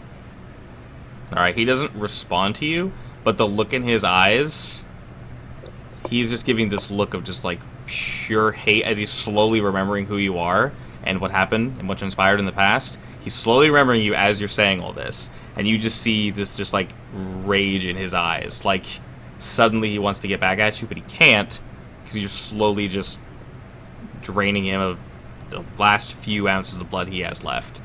You see his eyes slowly kind of gloss over as the hand that was grabbing the sword just kind of goes loose, and he kind of just tumbles off to the side, just kind of falls over. Off the edge? No, just fall like unless you push him off the edge. No, he just kind of falls over, like his body goes limp. And after that, like, if you were looking at Ikariam, you just see, like, tear tracks going down his face. And he kind of just, like, grips his swords tight and just kind of just goes a little crazy. Kind of like in The Patriot, Mel Gibson. Yep. It just, like, starts hacking at his prone body, mindlessly, kind of playing out his emotions. And till he can't lift his swords anymore, and he just falls to his knees. Alrighty. Well, while that is happening, Wickus, what do you have planned? Wait.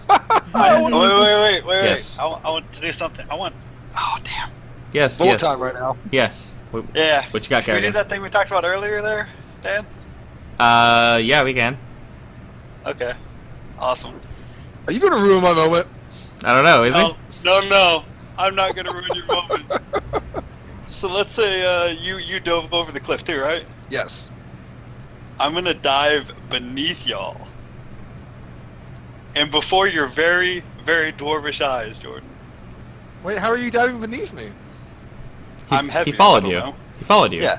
I followed you. How gravity Okay. I dove after you, but then you see a shape go flying past beneath you. Oh God, you're gonna ruin my moment, aren't you, Randy? And you both land on the back of a Pegasus. God damn it!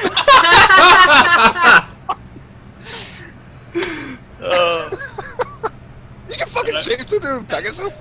Yep. Oh, fucking shit. And I bring you back to the edge. I mean, was that better or worse than what you had planned, Wickus? I mean, we'll never know. Apparently, I'm interested now. We'll never know. I know what you're gonna do. You're gonna shout us up. I was. Oh, okay. That's pretty cool, but Pegasus. Alrighty, so you were actually able to bring Killian back up with you on Pegasus back. Oh, I'm still following. I said both of you. Yeah, he did. He did say both. He did say both. And then Just Killian. Malchus back over the edge. Actually, he could have still had his moment technically. So you do you just let him fall off your back or kind of? Oh, you can step off the back if you want. Okay. Gracefully. Yeah, I mean you allow them to get off you. Yeah. So I mean, no, Valka's still on for sure. It's a Pegasus. It's green. Okay, so Valka's gonna it's get a little off. surreal right now. He's trying to figure out how his buddy, who's kind of evil, kind of out of it, is turning into the holiest of holy animals of all time. Oh, it's Black Pegasus, by the way. Oh God, I hop off immediately. It's got like red stripes. No, yeah, red bloody stripes. Nope. No, it's the most beautiful black. Think of what's that? Like Black Beauty? Movie. Black Stallion, dude. Looks like that, man. Yep, Yeah. yep. Beautiful horse you've ever seen. Offensively. Yep. I appreciate it. I can appreciate it. So as that happens, Akari, you're kind of just slumped over his corpse, right? Just kind of Yeah, out of energy. kind of just wasted. Yep. Okay. While that happened, Altera and Matches, you just now noticed, but there is Who? Altera and Wickus. Sorry. Oops. That guy. Altera and Wickus, you just now noticed that there is a figure standing behind Akarium. Very large, in a black cloak. It's kind of just staring down at him, very imposingly, just like looking over Akarium. He turns. You kind of see the body shift. It was looking toward Emerald, and then kind of sees Akarium. Akarium is so out of it he doesn't notice this at all. As Killian kind of climbs off the Pegasus, its body, this thing, it's sort of I don't want to say shadow steps because you just said that, but it basically looks like that. His image sort of distorts as he doesn't move, but the entirety of his body does move. It's sort of just multi-images almost, kind of like his whole body slides, but it almost slides so quickly that you see a faded multi-image of where he was behind. Sort of like this weird mirrored image, like a mirror image effect, where he's kind of just and he kind of just slides from behind Akarium to behind Killian, and Killian is kind of grappling with the sword to get it off him. It's just digging into his hands. You just see this guy just opens his cloak. This all happens one fell swoop. He opens his cloak, and these black tendril things quickly whip out. They grab Killian by the throat. You hear him just, and he just looks at you guys, and he looks at Kerrigan, Altera, Wickus, Valkus. He's looking at all you guys, and you see just pleading in his eyes as more of these things just whip out and grab each of his limbs, and he just gets, quick as a whip, just sucked into this guy's cloak. He's gone. This figure turns towards you guys, and the entirety of his figure twists, sort of as if you were to mix paint and water, black paint, and his whole body just kind of twists into just nothingness until that black swirl just mixes in with the rest of its surroundings, and he's just gone. And we'll end it on that note. I will find you, Killian! Father, no, come back. Twist? Just kidding. Say, backstory! Alrighty. Very fun. And, yeah. I think we did well. But with on that, thank you for joining us, everybody, and we will see you all next time.